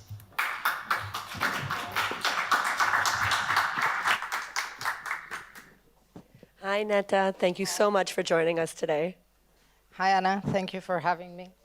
And thank you, everyone, for staying. Before we dive into today's theme, I want to talk a little bit about Bazan Group. Mm-hmm. It's one of Israel's leading energy and industrial companies, and it plays a significant role in the company's energy ecosystem. In recent years, we've seen a lot more women taking key leadership positions in the company, including members of your senior team. Now, since this conference focuses on women and innovation, how intentional has this shift been within Bazan to promote women into leadership positions? And how does it look like in practice across the organization? Allow me, before diving into your question, to give a huge shout out to Bazan employees, women and men, working 24/7 as part of one of the most important strategic facilities in Israel to supply the civilian needs, but most importantly, all IDF needs, and to maintain and continue all energy product supply to our market. It's been very difficult. We have a lot of women in leading positions, in operational positions, a lot of engineers. And to be honest, I think one wouldn't imagine such an industrial and operational work having such a huge presence of women in leading positions in the field, in operations, and also in management. I think being a place where the most important thing is your professionalism and your, I would say, dedication to the task and your ability to stand out and to be a leader and to be responsible. I think that highlights women, I would say, strength. And that's why they're very crucial in every part of our departments, units, management layer, and media management, and in the field itself. So they're really across the organization in key roles. It's incredible. Now, when we look at the Israeli market and the country's energy needs, Bazan clearly plays a central role. Now, how strategic is the company's role in Israel's energy ecosystem today? How do you see the company positioning itself in the future? So, maybe not everybody is aware, but Bazan is supplying 2/3 of the fuels in Israel.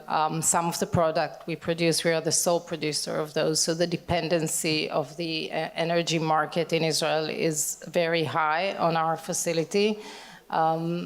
I think today there is no alternative solution, and for the foreseeable future, fossil fuels are going to be the main source for energy, whether it is fuels or the gas we cook in our kitchens or the asphalt we use to pave roads and build bridges.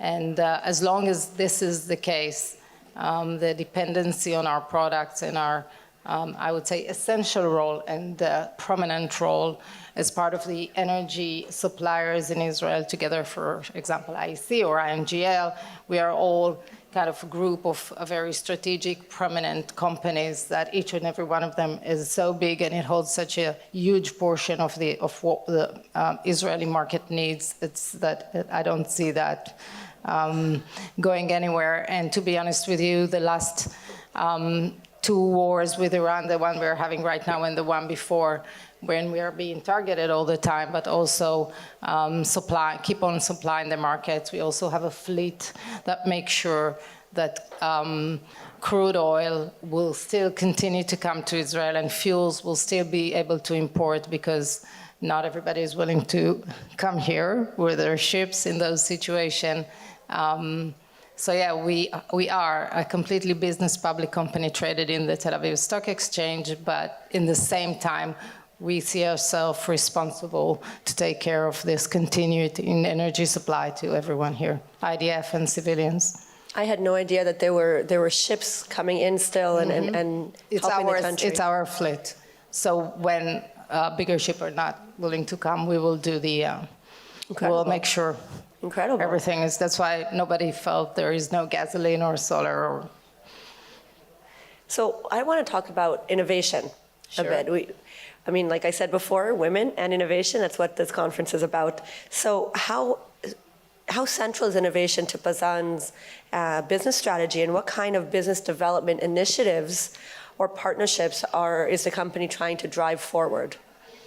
So innovation is key to our business, which is traditional and I would say old, was invented 120 years old. We're implementing innovation almost in every aspect of what we are doing. It affects our operational efficiency, it affects our energy efficiency, it affects our facility availability, in terms of preventive maintenance. It affects our bottom line in terms of our ability to do optimization with very advanced AI tools. It affects our ability to work more efficiently and preserve knowledge of people with 30 and 40 years experience. We do use advanced tech tools to preserve their knowledge. And just I can share, for example, the very last technology that we're working to put in is to use an app actually to create a competition and league on security effort. And we're going to have more than 1,000 employees using app that is being used with insurance companies and commercial companies to incentivize customer support internally, to incentivize awareness to security in the facility. So we keep on bringing new and advanced tools, which we can implement almost in every aspect of our job. That's incredible.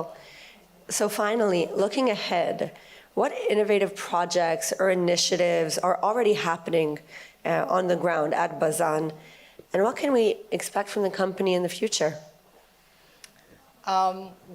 We are actually the main place where everybody with new fuel, new plastic, what you call new polymer, or new hydrogen or carbon coming to us to work with us, with our innovation platform and with our engineers to try and see if the technology is viable, if they can do a POC, we're supporting them. So I hope in addition to improving our own activities, we will be able, and I see some very new, interesting, continue to support and develop new technologies. Specifically, we have a lot of work going on with sustainable aviation fuel that we're working together with Boeing and the Technion. We have work around green hydrogen and many other initiatives relating to new products. And that we are supporting, in addition to understanding that we have to keep on maintain the fossil that is supporting all of us in our day-to-day lives. So that's incredible. We have a very innovative energy company here in Israel. Thank you so much, Netta. Thank you, everyone. Thank you for the opportunity.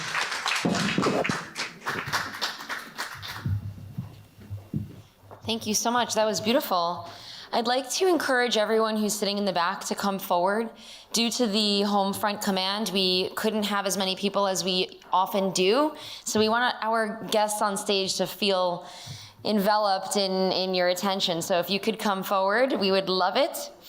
I'd love to welcome to the stage Tamar Fekler, Division Real Estate Head of Logistics at Israel Electric Corporation, who will be interviewed by Inbal Ann Buskila.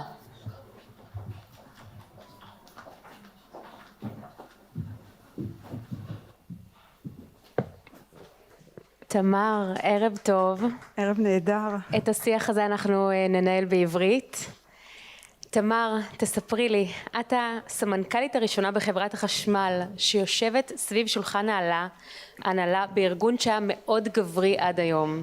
במבט לאחור, את הרגשת שאת פורצת תקרת זכוכית? טוב, אז אני אגיד כמה מילים ככה בשביל הפתיח, ואחר כך אני אתייחס למושג הזה של תקרת הזכוכית. אז אכן, אני האישה הראשונה, אני מאוד גאה על המינוי הזה.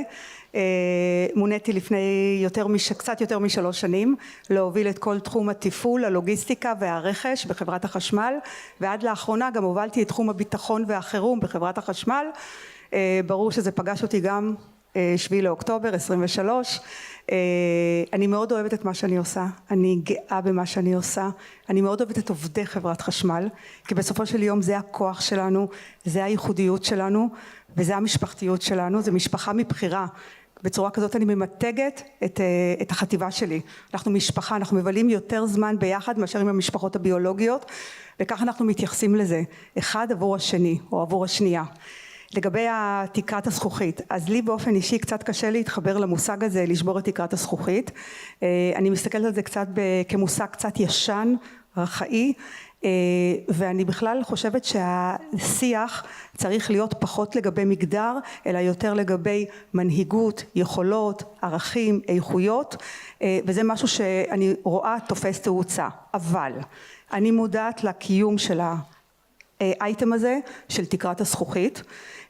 אני יותר מאפיינת אותו בתור איזושהי מערבולת בו זמנית שנעה בשני צירים. ציר אחד שאנחנו כולנו עדים של רגרסיה בתפקידים ניהוליים נשיים במדינה. כולנו רואים מה שקורה וכולנו רואים את ההידללות של נשים בתפקידי ניהול בכירים. לעומת זאת, במגזר העסקי אנחנו כן עדים לראות יותר ויותר נשים שהן שותפות לשולחנות הנהלה.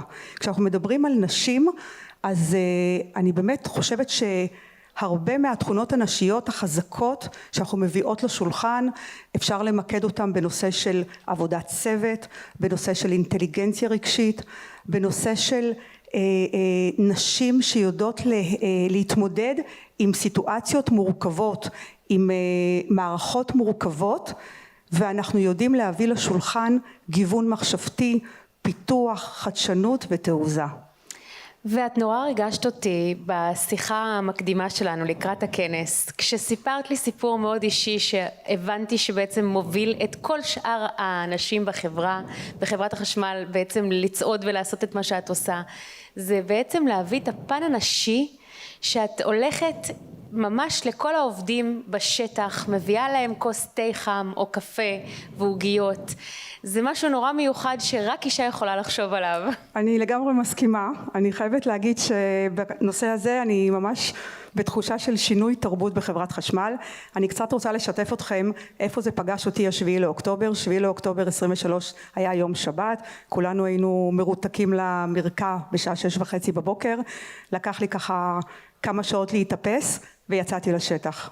יצאתי באופן מיידי, לא רק אני, יחד עם מנכ"ל החברה ועם עובדי חברת חשמל, יצאנו ליישובים סמוכי גדר, יישובי העוטף, כי בסופו של יום ניהול זה לא לשבת באיזשהו מקום במשרד, בפלורסנטים, ולשלוח את העובדים שלכם לשטח, אלא להיות איתם כתף לכתף ולשהות איתם באותם מצבים ובאותם אירועים. עובדי חברת חשמל הם עובדים סופר אחראים, סופר מחויבים, שמבינים את גודל השעה ואת האחריות שרובצת על כתפם. אנחנו מדברים על חשמל, שזה מוצר קריטי לכל המשק הישראלי, אם זה לביטחון ואם זה לבטיחות ואם זה לבריאות, ככה שכולנו חיים ונהנים מהחשמל כשהוא רציף והוא קיים, וכולנו מחכים שהחשמל יחזור כשאנחנו נמצאים באיזשהו נזק שנגרם במערכת החשמל. ובאותו עת כשאני ירדתי לשטח, וככה אנחנו עושים דרך אגב לא רק מהשביעי לאוקטובר, אנחנו עושים את זה החל מהשביעי לאוקטובר ועד היום. היום אנחנו נמצאים כמעט יום יום בשטח, יחד עם העובדים שלנו, בוקר, ערב וסופי שבוע. זה צורת הניהול שאני באופן אישי מאמינה בה, וכשאני מגיעה לשטח, אז למעשה תחשבו על כל אחת ואחד מכם, שאתם עובדים קשה, קר, חושך, לפעמים אתם גם עייפות עם מנת חלקכם, ואז פתאום מגיעה העוגה והתה. אני חושבת שאין נפלא מזה, ואני מאוד גאה לומר שהיום הרבה גברים בחברת חשמל מנהלים העתיקו פשוט את הדבר הזה, ואנחנו רואים מנהלים שמגיעים לשטח עם כל מיני דברים מתוקים לעובדים, וזה פשוט כיף להיות בחברה כזאת שיש כזאת הערכה וכאלה עובדים. כמו שאומרים, אישה מובילה. אני רוצה לשאול אותך, איך מנהלים בזמן מלחמה רכש בהיקף גודל כמו שלכם בחברת חשמל, תחת מלחמה, תחת תקופה שבעצם פעם אחת אני לא שמעתי שאין חשמל לתקופות ארוכות, והצלחתם באמת לעמוד במשימה? אז קודם כל זה לא נולד ביום. אנחנו הרבה לפני השביעי לאוקטובר נערכים ומוכנים עם תרגילים רטובים ותרגילים יבשים כדי לבדוק את המוכנות שלנו, כי מה שלא עובד בשגרה לא עובד בחירום. זה הבסיס לעשייה שלנו היומיומית. עכשיו אנחנו למעשה מהשביעי לאוקטובר נמצאים בשגרת חירום. מה זה אומר שגרת חירום? זה אומר שקודם כל אנחנו באמת העובדים מתנפלים על כל תקלה ונזק שקורה או שקרה ברשת החשמל. מבחינתנו החזון שלנו זה למעשה הרציפות התפעולית של חברת חשמל, ואני מתוקף תפקידי כמובילה את התחום הלוגיסטי, התפעולי והרכש בחברת חשמל וביטחון וחירום עד לאחרונה, למעשה אני הכוח המניע את החברה. למעשה אם אתם רואים את הבמות הרמה, את הנגררים, את כל הכלים הכבדים בדרכים, למעשה אני אמונה עליהם, וללא האמצעים והמשאבים האלה קבוצות העבודה לא יכולות לצאת לשטח. עכשיו איך אנחנו עושים את זה הלכה למעשה? למעשה אני מחזירה אתכם לשביעי לאוקטובר, אנחנו נמצאים תחת אש, היה אפשר למצוא בחוץ רק את כוחות הביטחון ואת עובדי חברת חשמל. מי שהיה ביישובים האלה ומי שחווה את הסיטואציות האלה יכול היה לפגוש את עובדי חברת חשמל, ואני יכולה להגיד לכם שכשהיינו בדרום הארץ בשביעי ובשמיני לאוקטובר ועברנו מאירוע לאירוע, מתיל קרוע אחד לתיל קרוע שני, תיקנו, המחיאות כפיים של התושבים היה הדבר הכי נפלא שיכולתי לשמוע באותם רגעים, וזה הרגעים שזכורים לי. עברנו לנקודה הבאה והנקודה הקודמת שוב פעם נפגעה. זה היה פשוט אירוע רודף אירוע. אנחנו נמצאים בעולם של הפרעה שאירוע רודף אירוע, לא רק את השביעי לאוקטובר, אנחנו מדברים כבר מתחילת קורונה, רוסיה, אוקראינה, החות'ים, הים האדום, שילוח. כשאני מדברת על הרכש, וכששאלת אותי על הרכש, אנחנו ארגון הרכש הגדול ביותר במדינת ישראל אחרי משרד הביטחון. איך אנחנו עושים את זה? אז קודם כל אנחנו עושים את זה יש לנו 20,000 ספקים היום פעילים בחברת חשמל. קודם כל אנחנו מעודדים כחול לבן, מתחילים עם זה. אנחנו מחזקים את המשק הישראלי. מבחינתי המשק הישראלי זה העוגן לכל הפעילות. לצערי אין את הכל במשק הישראלי, אני חייבת לצאת החוצה, והפעילות החוצה, מחוץ למשק הישראלי, זה עבודה מאוד סיזיפית של קהילת סורסינג שאני מחזרת אחרי מדינות. היום העולם מתחלק למדינות שאוהבות ישראל ושונאות ישראל. קחו לדוגמה את טורקיה, ביום בהיר אחד טורקיה נעלמה. אז למעשה היינו צריכים לייצר מקורות אחרים מלבד טורקיה, ניהול סיכונים ברמה יומיומית. אבל בואו נחזור למשק הישראלי, לכחול לבן. כנסי ספקים, אנחנו מנגישים את הפעילות, אנחנו ממש מעודדים ספקים ישראלים לגשת ולהציע הצעות ולפנות לפלחי שוק חדשים, כי המשק הישראלי זה עוגן, וככה אנחנו מבחינתנו המשק הישראלי והספקים הישראלים הם שותפים שלנו לכל דבר ועניין. ואני אתן לכם דוגמה קטנה ואני אסיים עם התשובה. מפעל סינרג'י, מפעל הכבלים שיושב בשדרות, זה מפעל שלמעשה רוב רובו עובד עבור חברת חשמל. אנחנו נהנים והוא נהנה, זה ווין ווין, ברור שהמשק הוא לא נהנה מזה, ולמעשה המפעל הזה נפגע קשות.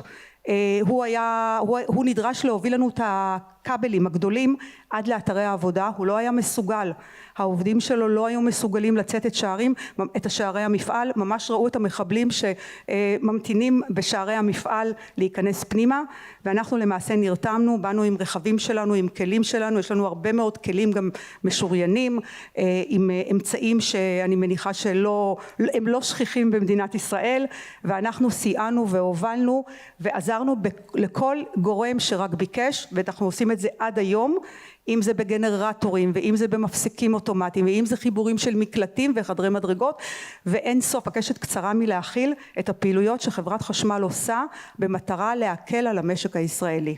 אבל אני חייבת להגיד שכל זה לא היה קורה, כולל המינוי שלי, לולא בן אדם אחד שבעצם בסופו של יום הוא זה שבחר אותי, מנכ"ל חברת חשמל מאיר שפיגלר. אז בסופו של יום צריך להיות אותו מנכ"ל שמאמין ולא מפחד ורוצה להוסיף נשים לשולחן ההנהלה. תודה רבה רבה, ותודה שאת מובילה עוד ועוד השראה להרבה נשים בארץ ישראל. תודה. אז אני רוצה רק להוסיף משהו אחרון, ממש ככה לסיומת. אני נפגשת עם הרבה מאוד סטודנטיות, נשים, במסגרת פרו-וומן, בכל האוניברסיטאות. אני חושבת שזו שליחות מחויבת המציאות, ואני מאוד שמחה לומר, וזו גם הזווית ראייה שלי, שאני מאוד מקווה, אני ממש רואה את זה שזה מעבר לפינה, שכבר לא נצטרך לשוחח על נושא מגדר בכנסים. הנשים האלה הן נשים שרעבות לעשייה, רעבות, מלאות בחלומות, ומה שאני תמיד אומרת להם, תמשיכו לחלום, תמשיכו להעיז, תמשיכו לטעות, ואל תמתינו שיזמינו אתכם לשולחן. תשבו בשולחן. תודה רבה. אנחנו איתך ומאחורייך. תודה. תודה. תודה רבה. Thank you. Please now welcome to the stage Sigal Gilmore, Chief Human Resources Officer at Checkpoint, who oversees Checkpoint's global human resources management and operations with a focus on attracting and retaining talent worldwide. She will be interviewed by the Jerusalem Post, Anna Aronheim, and thank you so much for having us in your beautiful space.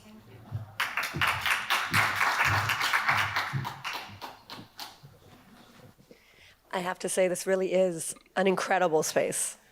Thank you very much. We're very honored to have you all here with us, so thank you for coming.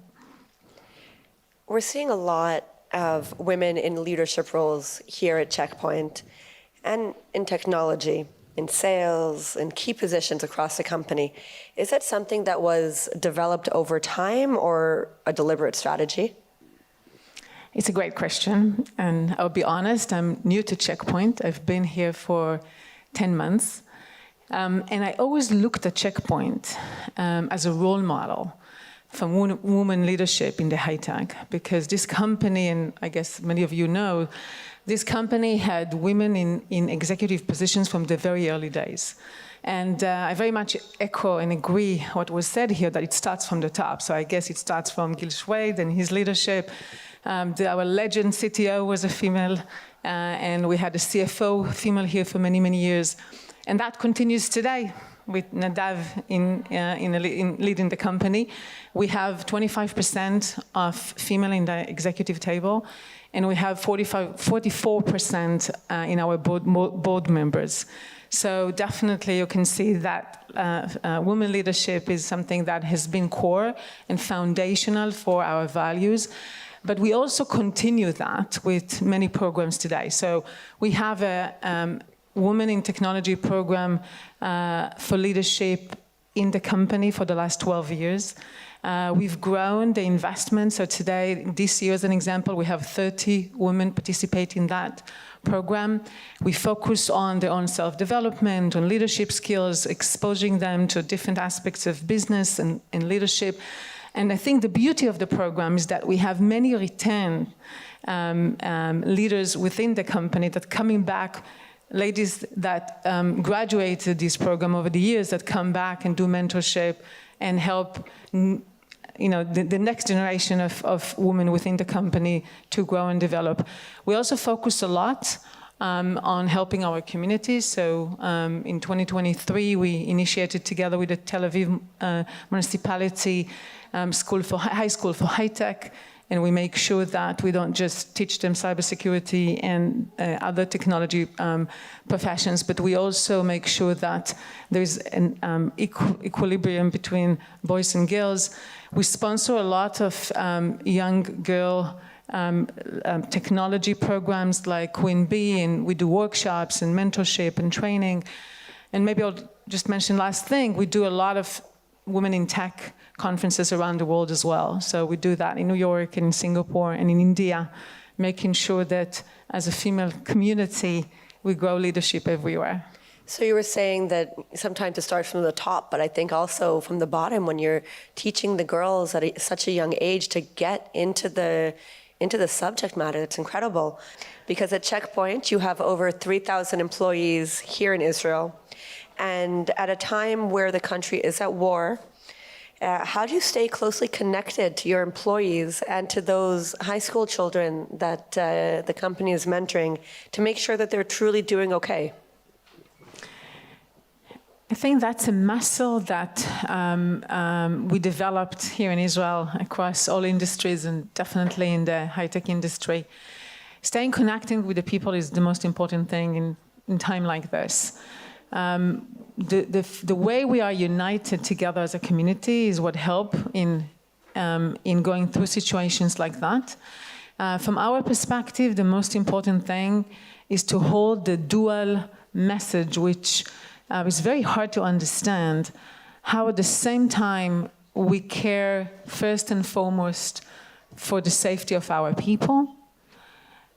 We take a breath, and at the same time exactly, we take care together at the business. So business continuity is also very, very important. We feel that our strength as a business is the strength of this country and our economy. So from that perspective, I think every single employee here feels that working and continuing and showing resilience is our role and duty as citizens as well. At the same time, what helps us is the fact that we stay connected to one another. So communication, communication, communication.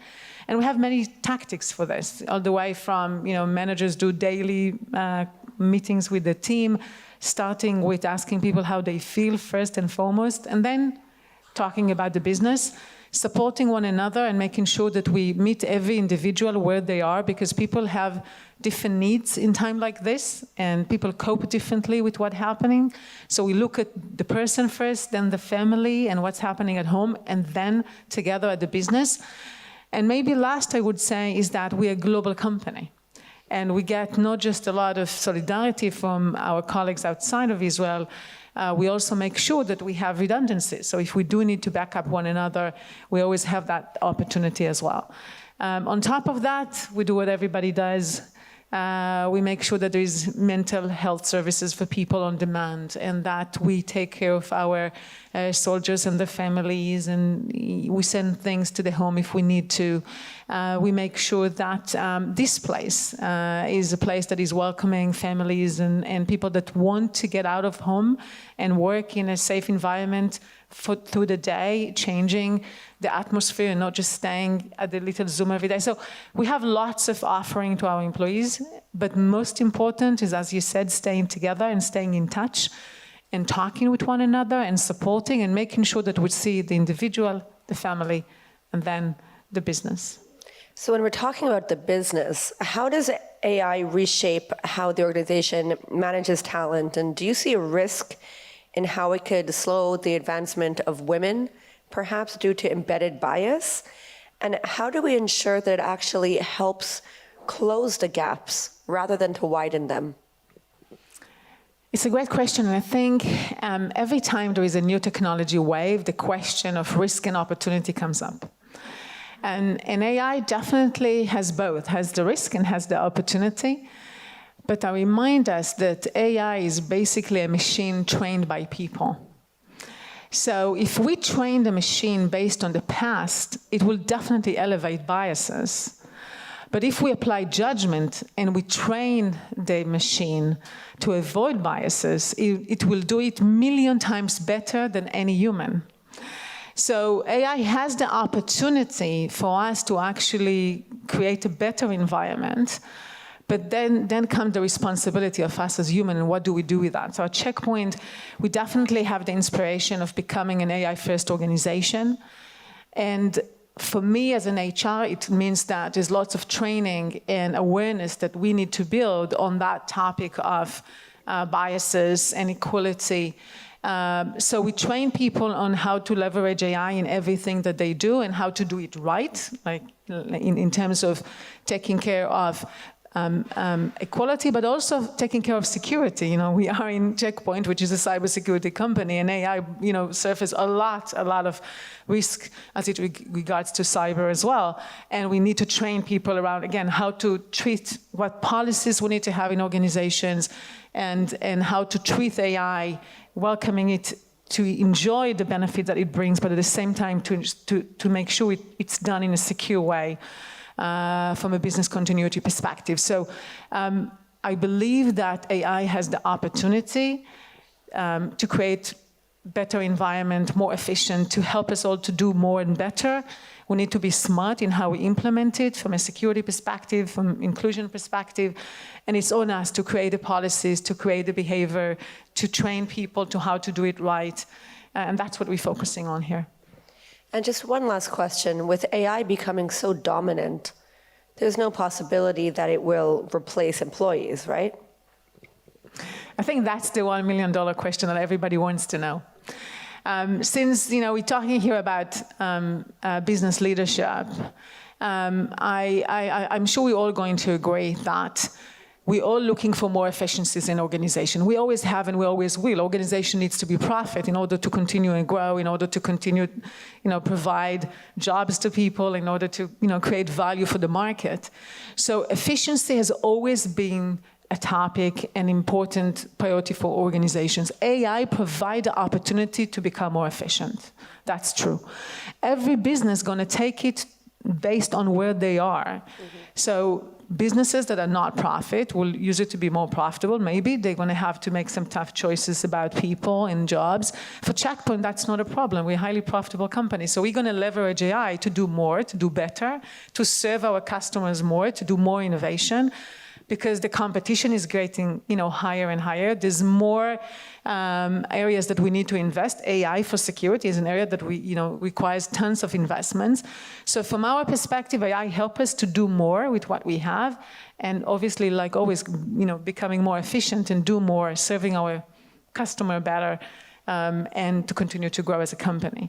I would also mention one more thing, that from my perspective, we're always going to have a mix of human and machine. And people do talk about human in the loop. And the reason we say that, because going back to the question before about biases, human brings the judgment into the work.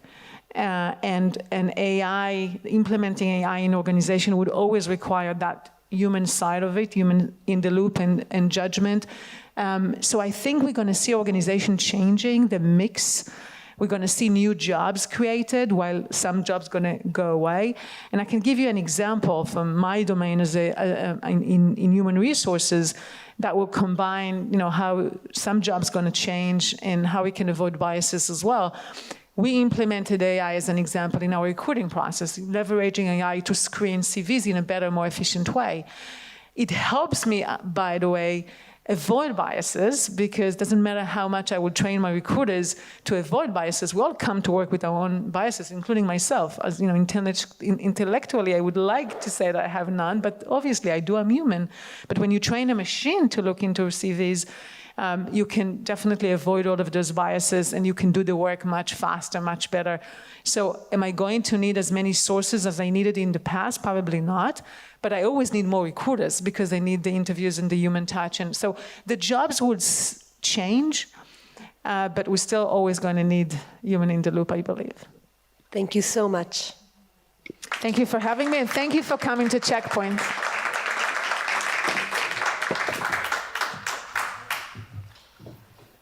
Very impressive.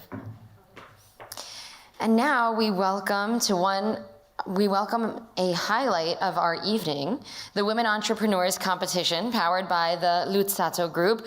Women entrepreneurs combine perspective, strategy, and the courage to push boundaries. And we are here to recognize them this evening. The Women Entrepreneurs Competition offers early-stage female entrepreneurs a platform to pitch their startups and receive professional intellectual property guidance. Tamar Luzzatto, Head of Business Development, Marketing, and Innovation at the Luzzatto Group, will judge the 3 entries. We're really excited about this, and I got to meet some of the enterers in the Miklat. The first finalist is Tzipi Shoham, PhD. Oh, we have a cat on the stage. The first finalist is Tzipi Shoham, PhD, CEO and founder of Green Onyx, which builds patent-rich quantum farming, modular AI-controlled indoor farms, enabling local year-round production of ultra-fresh wolfia, which are wana greens, strengthening food security, and shortening supply chains. Please welcome her to the stage. She's going to share some words with us.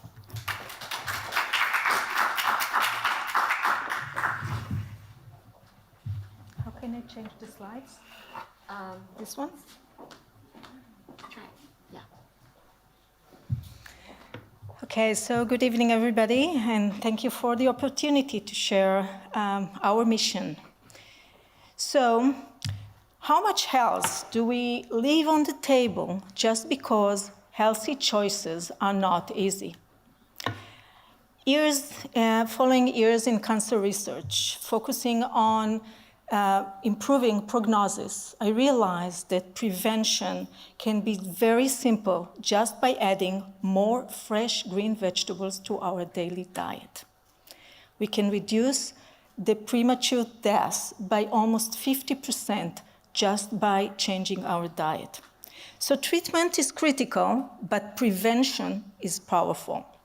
However, the challenge is not awareness. It is how much these fresh greens are accessible, how much they are easy and convenient. So I founded Green Onyx and started a journey to make fresh nutrition easy and accessible to everybody. deep following and using deep tech and science, I'm happy to say that we succeeded. And we are now making Vital Greens a staple in in every house, in everyday diet. I'm happy to introduce Wana Greens. Wana Greens are the natural Wolffia plants that are growing in our proprietary farming. These are the smallest vegetable on earth. Every tiny grain that you see on the picture is a whole plant. It's not cut, not chopped, not processed in any way. Actually, still alive in the package. So it brings the maximum optimal freshness and nutrition density to consumers. You eat the whole plant. So with few spoons, you actually consume a whole bowl of green salads. Just spoon it and enjoy fresh crunch and a very mild taste with a shelf life of over 6 weeks in the refrigerator. These wonders are due to a combination of the natural characteristics of the plants and our proprietary technology. Green Onyx is the only company in the world that can bring fresh Wolffia to the global market. We call it quantum farming. Quantum farming because it is composed by quantum closed seal cultivation chambers that are actually sterile, providing a blockage from entry of any microorganism. As a result, it is very stable and consistent year-round for delivering fresh living vegetables to everybody. It is designed for local production, so it's actually transform fresh nutrition to a very stable local infrastructure everywhere. We are ready for commercial execution, proven unit economics of our proprietary technology, and strong IP. We validated product market fit in Israel, in Paris, across New York. Michelin chefs appreciated our freshness quality, actually calling it vegetable caviar. And we already validated on the shelves in retails. It's now available in the delicatessen stores in Tel Aviv and the surrounding. And we are actually seeing a very clear data. Consumers are willing to pay, and they are coming in again and again to consume the produce. So shrinkage is very low. Huge market opportunity based on diverse customers' profile, from health-conscious but busy customers that for them we deliver fresh nutrition with zero effort, for trend-driven customers that for them it's a new, fresh culinary trends, and for nutrition seekers that for them, for the first time, they have a fresh alternative for the processing supplement and superfoods that they so alike. We are coming to the market, ready for the market, and in 3 weeks, we will launch in a leading national retail chain towards an Israel major nationwide rollout. So we bring veggie getaway for kids, for the whole family, so building a future for making the right choice, healthy choice, very easy. Thank you.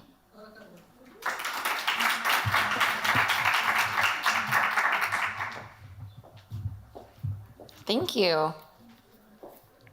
The second finalist is Maya Kahan Hanum, PhD, CEO, and founder of Tracels, which is pioneering a reliable, non-invasive solution that can accurately predict colonoscopy outcomes and advance the standard of care in non-invasive gastrointestinal diagnostics through a host-centric RNA platform that interrogates active intestinal epithelial and immune biology. You'll have to let us know if it's interrogating or something else. Thank you. Join us on the stage. Hi, everyone. Thank you for the organizers for selecting me. It's not the first slide, so just a second. How I'm going to the first one? Okay, so the first one is missing. a little bit about myself. I'm married, I have 3 kids, I'm living at Hod Hasharon. And my greatest passion is to develop new technologies that will help many people. I did 4 degrees in molecular biology, in computer science, and in entrepreneurship in IDC, in Reichman University. And then I did my master and my PhD at the Weizmann Institute, where we developed smart drugs by implementing molecular computers. So I combined my molecular biology background with computer science. And the idea was to develop smart drugs that will be released upon positive computation of cancerous molecules. Then I moved to the pharma industries. I worked 5 years at Polypid, where I developed slower release drugs. I ended in managing the innovative research unit. Then I moved to Biomics, again, developed and led the project of phage. It's a virus that kills pathogenic bacteria. I led projects from discovery stage to clinical trials, phase 2. And then I co-founded TraceCells 2 years ago. A little bit about the company. So it's a spin-off company from the Weizmann Institute. It's also based on molecular biology and computer science. We founded TraceCells in 2024 with the funding of incubator Galil Ofek. It's from Clalit. We raised till now $4 million, and we have 6 full-time employees. And we are developing a stool test, a simple stool test that can reveal colonoscopy results. Instead of going into a very invasive procedure that is costly and people wait months in the United States and all over the globe in order to have this procedure, we are doing it in a stool test. And a little bit about that. So billions of patients worldwide are suffering from gastrointestinal diseases, and the symptoms are very similar to many different diseases. Abdominal pain, diarrhea, and others. And the idea is that we are developing one stool test for all these multiple diseases. In our fecal, there's a lot of bacteria and viruses. We are not looking on them. We are looking on the epithelial and the immune cells that are shed into the fecal material. We are looking on the RNA. And we already have, in the Weizmann, they showed clinical evidence that indeed this stool test can measure if a patient has inflammatory bowel disease, where is the inflammation. We even see very nicely with an accuracy above 92%, where is the location of that inflammation, if it's in the small intestine or the large intestine. So we are very pleased with the results.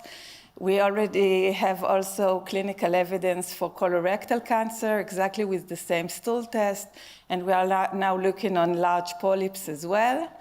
So hopefully we will be able to help these billions of patients. Thank you, everyone.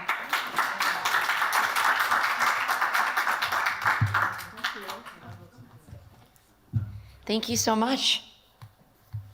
Our final presentation will come from Dr. Liat Avrami Moyal, co-founder and CEO of Fungit, an agrobiotech company dedicated to improving global food security by reducing crop losses and strengthening agricultural resilience. Please join us.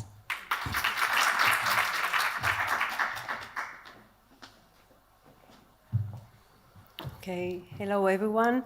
My name is Liat Avrami Moyal, and I'm the co-founder and CTO of Fungit Biosolutions. So, let's see how it's moving. Okay, so my journey started in the academia. During my master's degree and my PhD, I worked with different microorganisms, and they captured my imagination as a biotechnology tool.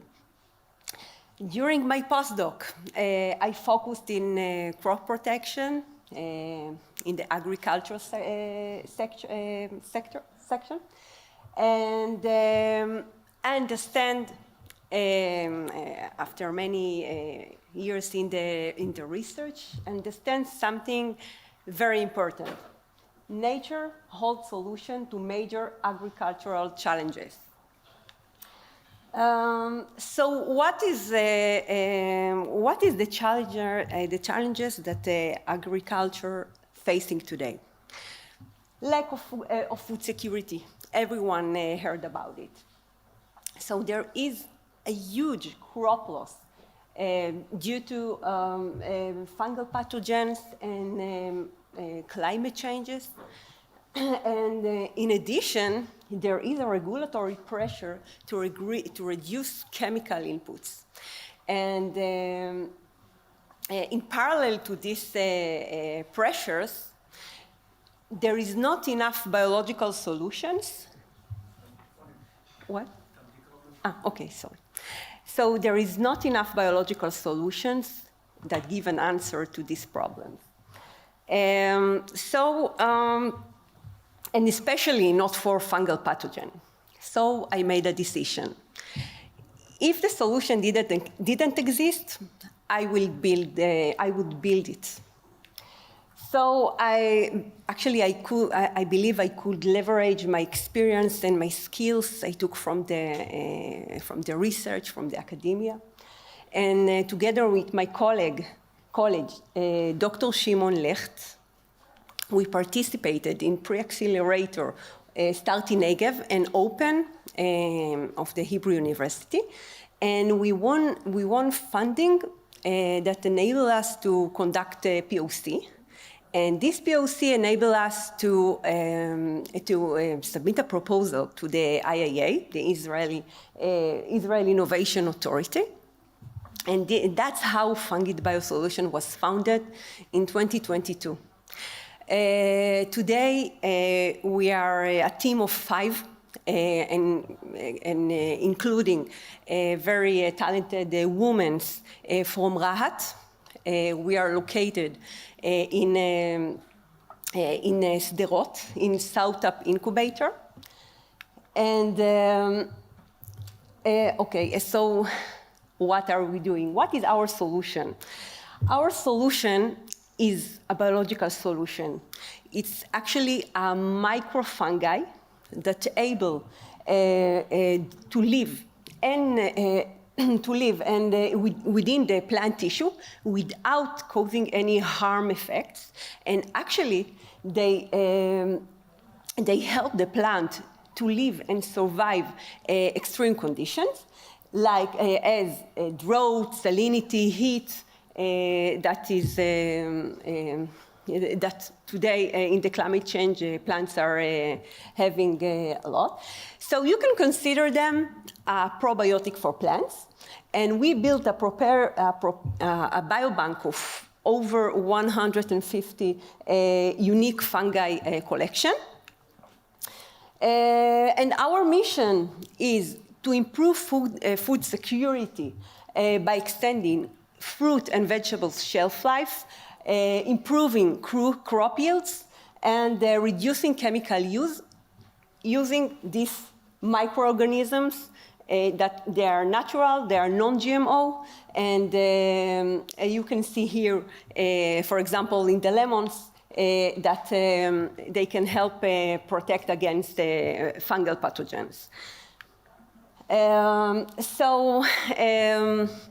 This is no longer just a vision. We launched our first product in Israel a few months ago. And we have a local collaboration with farmers, cooperatives, like such as Tzabar Kama, Yacham. We also have a collaboration with Hazera. We have also partners, global partners, as the World Vegetable Center and OCP. And this is my story.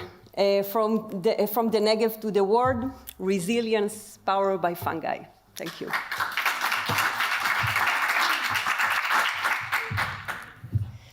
Thank you. So many brilliant women with incredible world-changing ideas. I would like to welcome Tamar Lutzato to announce the winner, and she'll announce the winner along with Shira Zinger from Mekorot, Neta Berry from Bazan, and Hila Ovil Brenner. Please join us on the stage.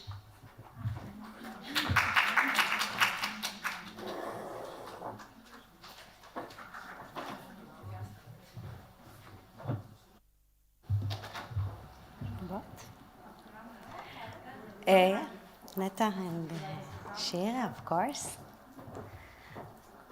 Okay, so first of all, thank you. You were all great, and thank you to my co-judges. We have a winner. It was very close, and our winner is Dr. Maya. Maya Kahan Hanin.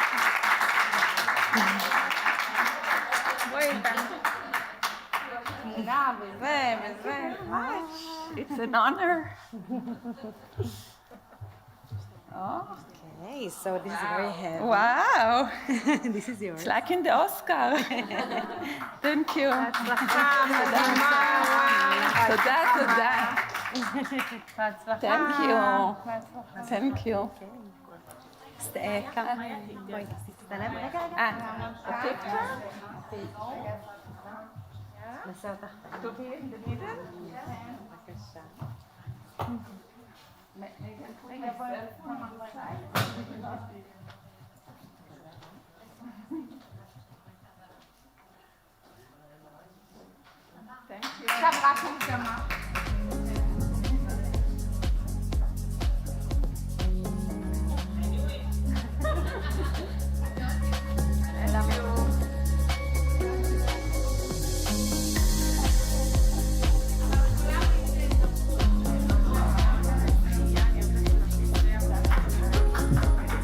Dr. Maya said it's like the Oscars, but can I say that's the movies and this is real life. So thank you for the true on-the-ground work that you're doing.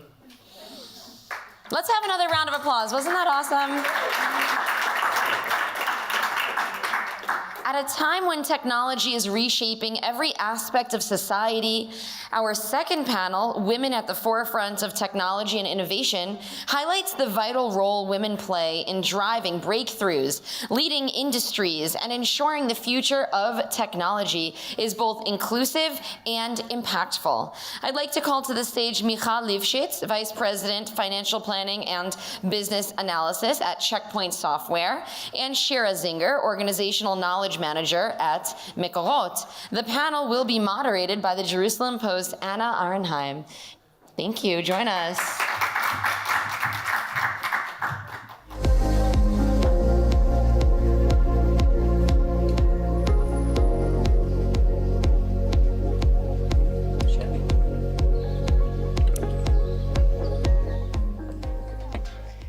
Hi, thank you for being with us tonight. I'm going to start with you, Michal. As VP Finance Analyst at Checkpoint Technologies, you oversee the budget control of one of the world's leading cybersecurity companies, and you're only 33. How did you reach such a leadership role at such a young age? First of all, thank you for the opportunity. I'm really excited to be here. Over the last decade, I was part of the financial planning and analysis areas, and I joined Checkpoint 8 years ago as an analyst. I was supporting the leadership in Europe, and very early I was exposed to not only the financial processes, but also in decision-making in scale. And that experience really shaped the way I think about my role. Finance was not only about numbers. It was about influencing decisions and asking the questions, the tough questions and the right questions. And sometimes we needed the right confidence to ask, is that the right decision to take to get to that goal? And that confidence also came from earlier stages in my experience in the military service as a commander, when I stood in front of very senior leaders and I needed to challenge some of the assumptions and drive some complex processes, and take responsibility. I will say something simple, that there were no shortcuts. I really worked hard during that period, and I was very intentional about taking more and willingness to grow and to create real impact. And it's very important to say that in Checkpoint, I had the best environment that trusted me. So they not only gave me the exposure and the opportunity, it's all together. It's the hard work, the opportunity, and the trust that made really the difference. And last comment, just on a personal note, that I am a mother for 2, small, and like other families today in Israel, it's such a challenging reality. My husband is in a reserve duty, like right now. So it definitely had another layer to everything, but I truly believe we can do more than one thing. I think we can take leadership roles, and we can take the career to the next step and be present at home. It's not easy, the opposite, it's quite challenging, but it's definitely possible. Well, women were known for being multitaskers, so we excel at that. I want to ask you another question before I come to you, Shira. With AI entering the cybersecurity space and companies like Anthropic really shaking the market, Checkpoint is staying stable. How do you manage financial decisions in such time? So in such time, organizations want to move fast. They want to explore opportunities and to adapt new technologies, and they want to change priorities. And these decisions really cause some financial impact. So our role in finance is not to slow that down. The opposite is to make it happen and drive it with the right structured processes and focuses and discipline in alignment with Checkpoint long-term strategy. So, for example, how we are doing it today is through added clarity. So today organizations are flooded with data. And data by itself, it's not enough. The real impact is if you take something complex and you make it clear, you make it simple and actionable for decision makers. And that's the real impact that we can bring in finance. As for Checkpoint, we do not react to market fluctuations. We make decisions with long-term strategy and based on a real possible impact. And we challenge ourselves, is that the right direction to take? And that is the meaningful added value we want to achieve. And what's unique in Checkpoint, actually, in such a large company, when we have so many teams and products, the pace of decision-making is so fast that it requires us in finance to collaborate with the business owners and to make sure together we take the opportunities very fast and make sure we promote it and face the challenges together. So Shira, I also want to ask you about AI and the AI revolution.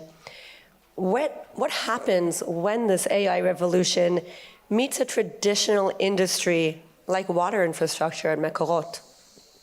So let me start by saying that I'm sitting here as a representative of a governmentally owned company, traditional company, which you might think is only about pipes, sensors, or pumps, but it's not. You cannot provide water to the entire state of Israel, from Elat, Arava, the center of Israel, Ramat HaGolan, Kiryat Shmona, without technology.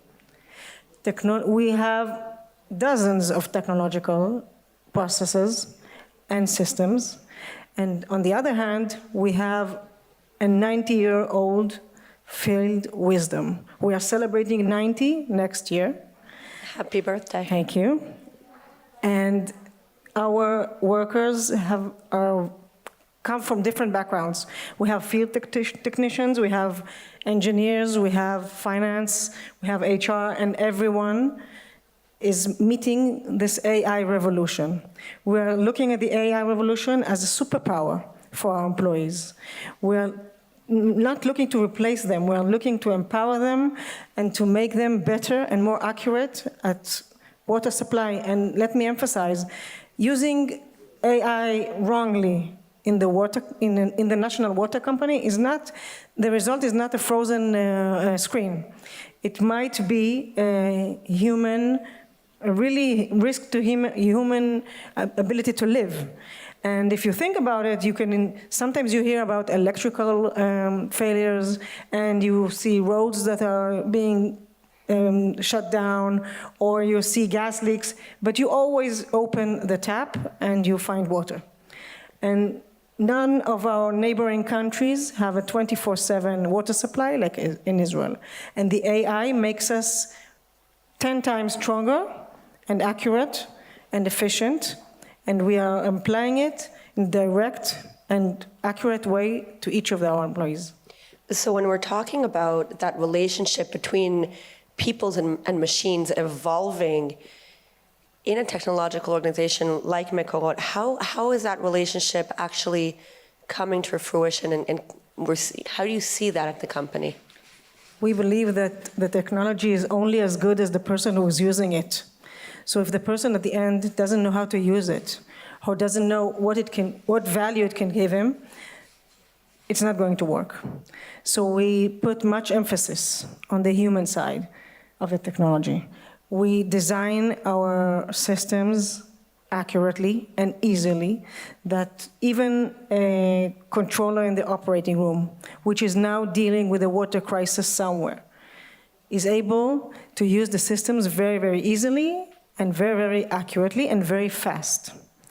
We have teams that are scattered all over our country that support our workers, teach them, train them, and guide them in how to use all our vast, and we have like 2,000 systems in Mekorot. And every worker needs to know how to use them. So we have teams scattered all over the country supporting those workers. And of course, you have to understand that the AI and the technology is a change in mindset. So we implement many change management theories and methods alongside all the technological change in Mekorot. Thank you so much for joining us tonight. Really, very interesting answers. Thank you so much. Okay, thank you.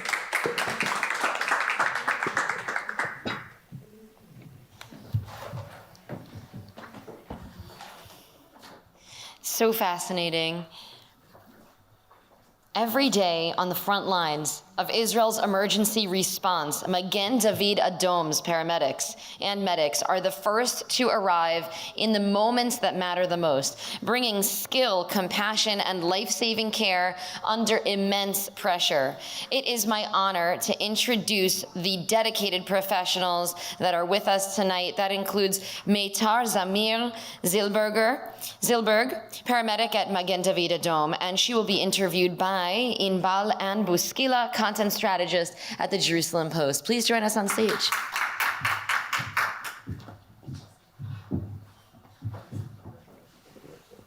Meitar, a true warrior, thank you for joining us here tonight. Thank you for having me.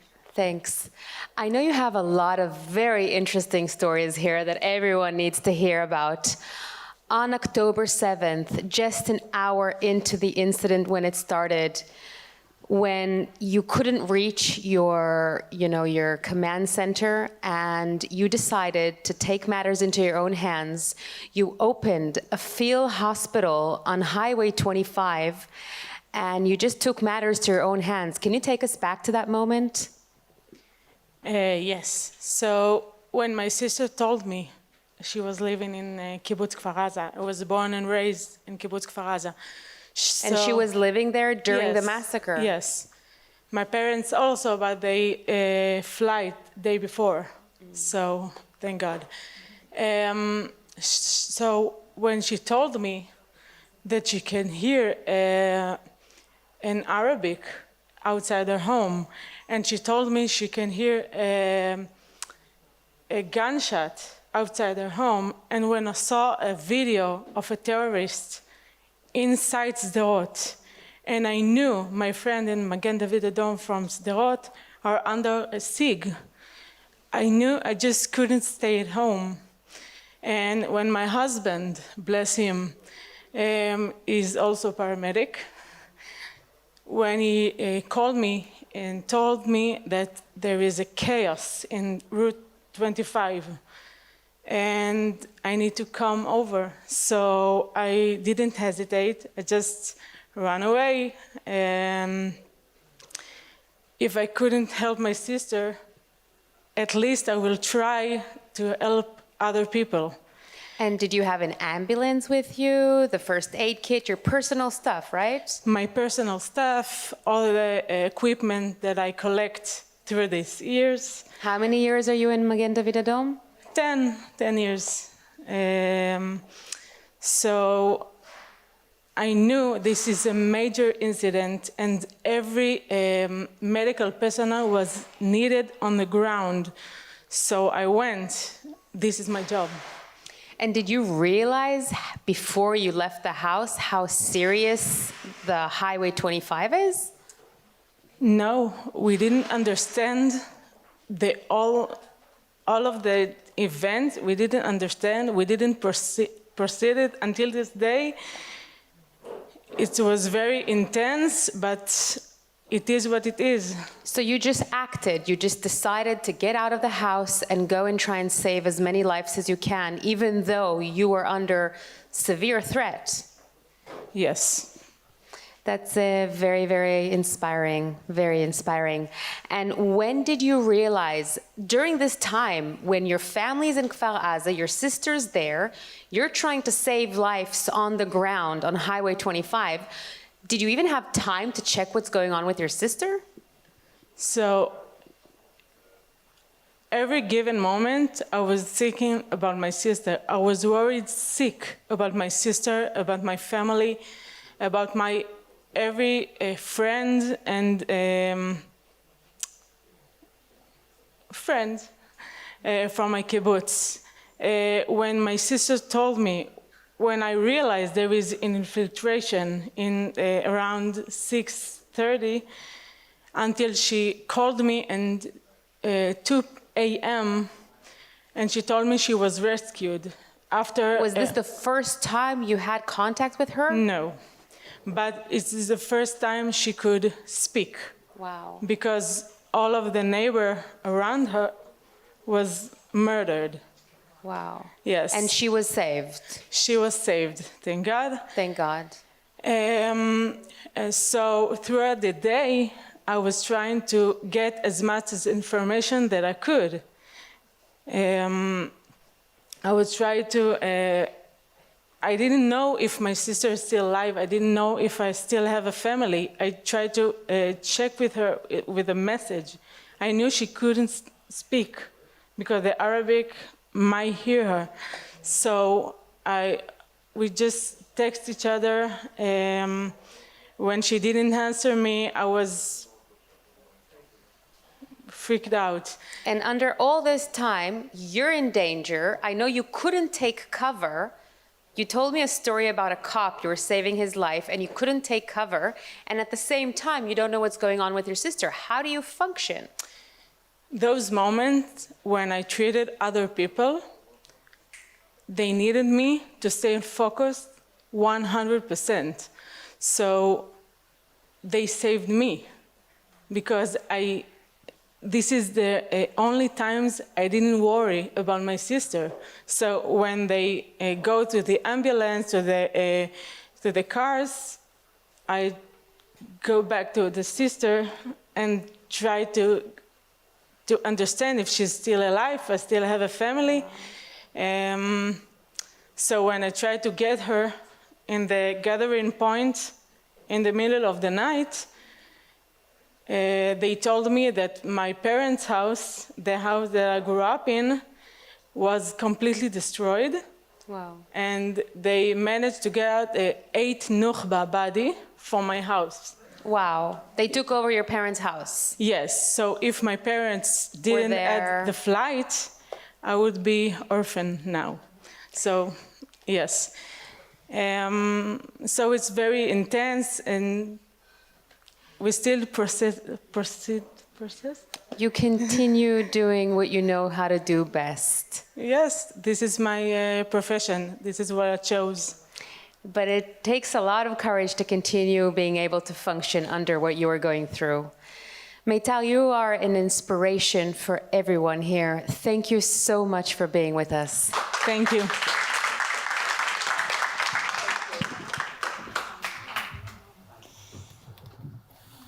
Wow, very emotional. Please welcome Dr. Liraz Margalit, a social psychologist specializing in behavioral design and decision-making, who will deliver a short TED Talk on deciphering the human mind to drive action and influence decisions. Please join us on stage.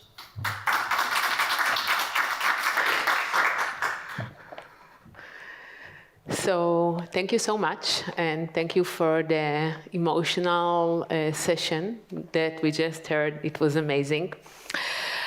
So it's great to be here. My name is Liraz Margalit. I'm a psychologist. I have a PhD in psychology. I'm specialized in decision-making processes and cognition.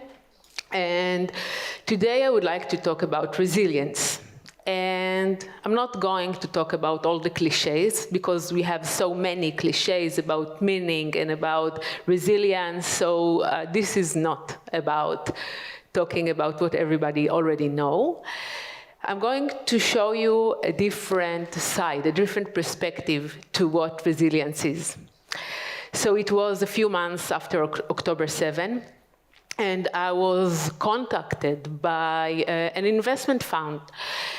And they felt that this is a great time to have research. They wanted me to answer a research question. And the question was, they wanted to understand the entrepreneurs and business owners. They wanted to differentiate in times of uncertainty who can thrive and who only survive.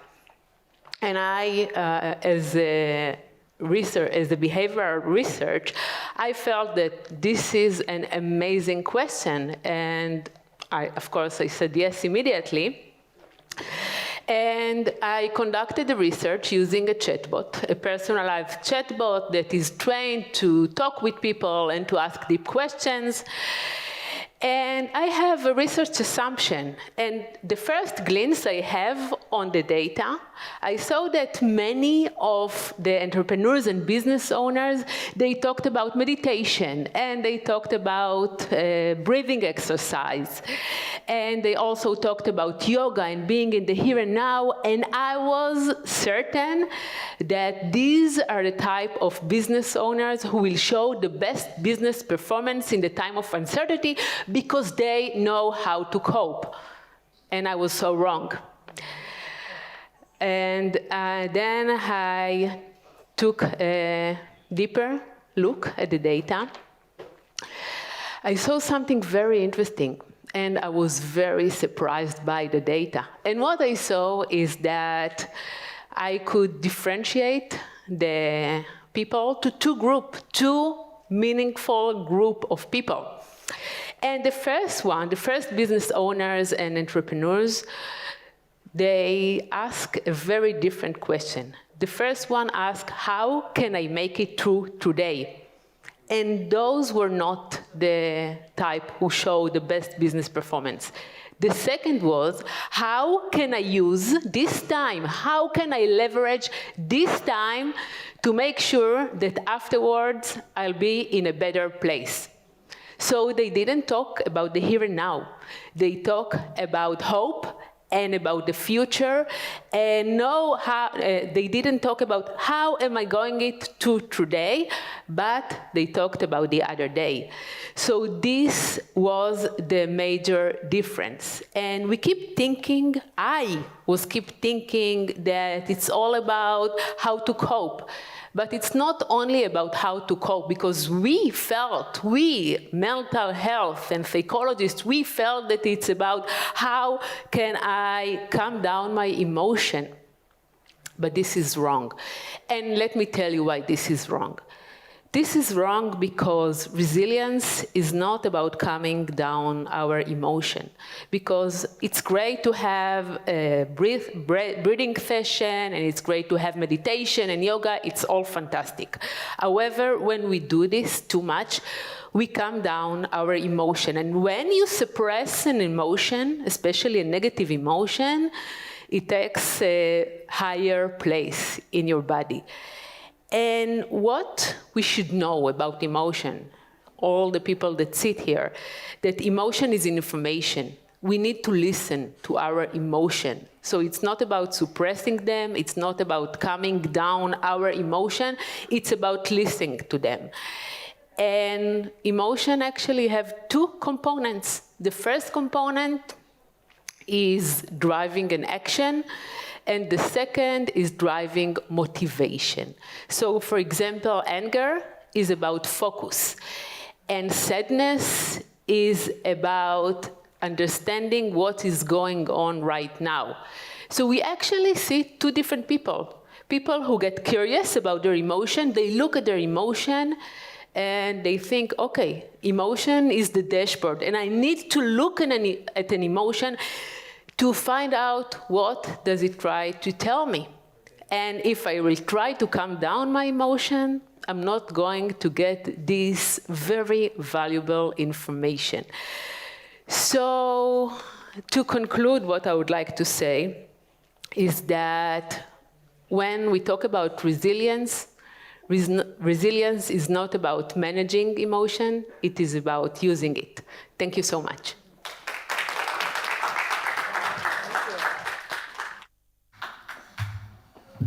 Emotion is the dashboard. I like that. I'm going to use that. Thank you.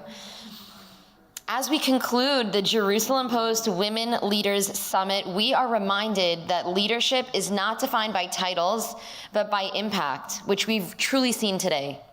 Thank you to the remarkable women who shared their voices, and to all of you for being part of a future shaped by courage, vision, and purpose. May the days ahead bring peace, healing, and renewed hope for all, and may everyone return home safely. Thanks, everyone.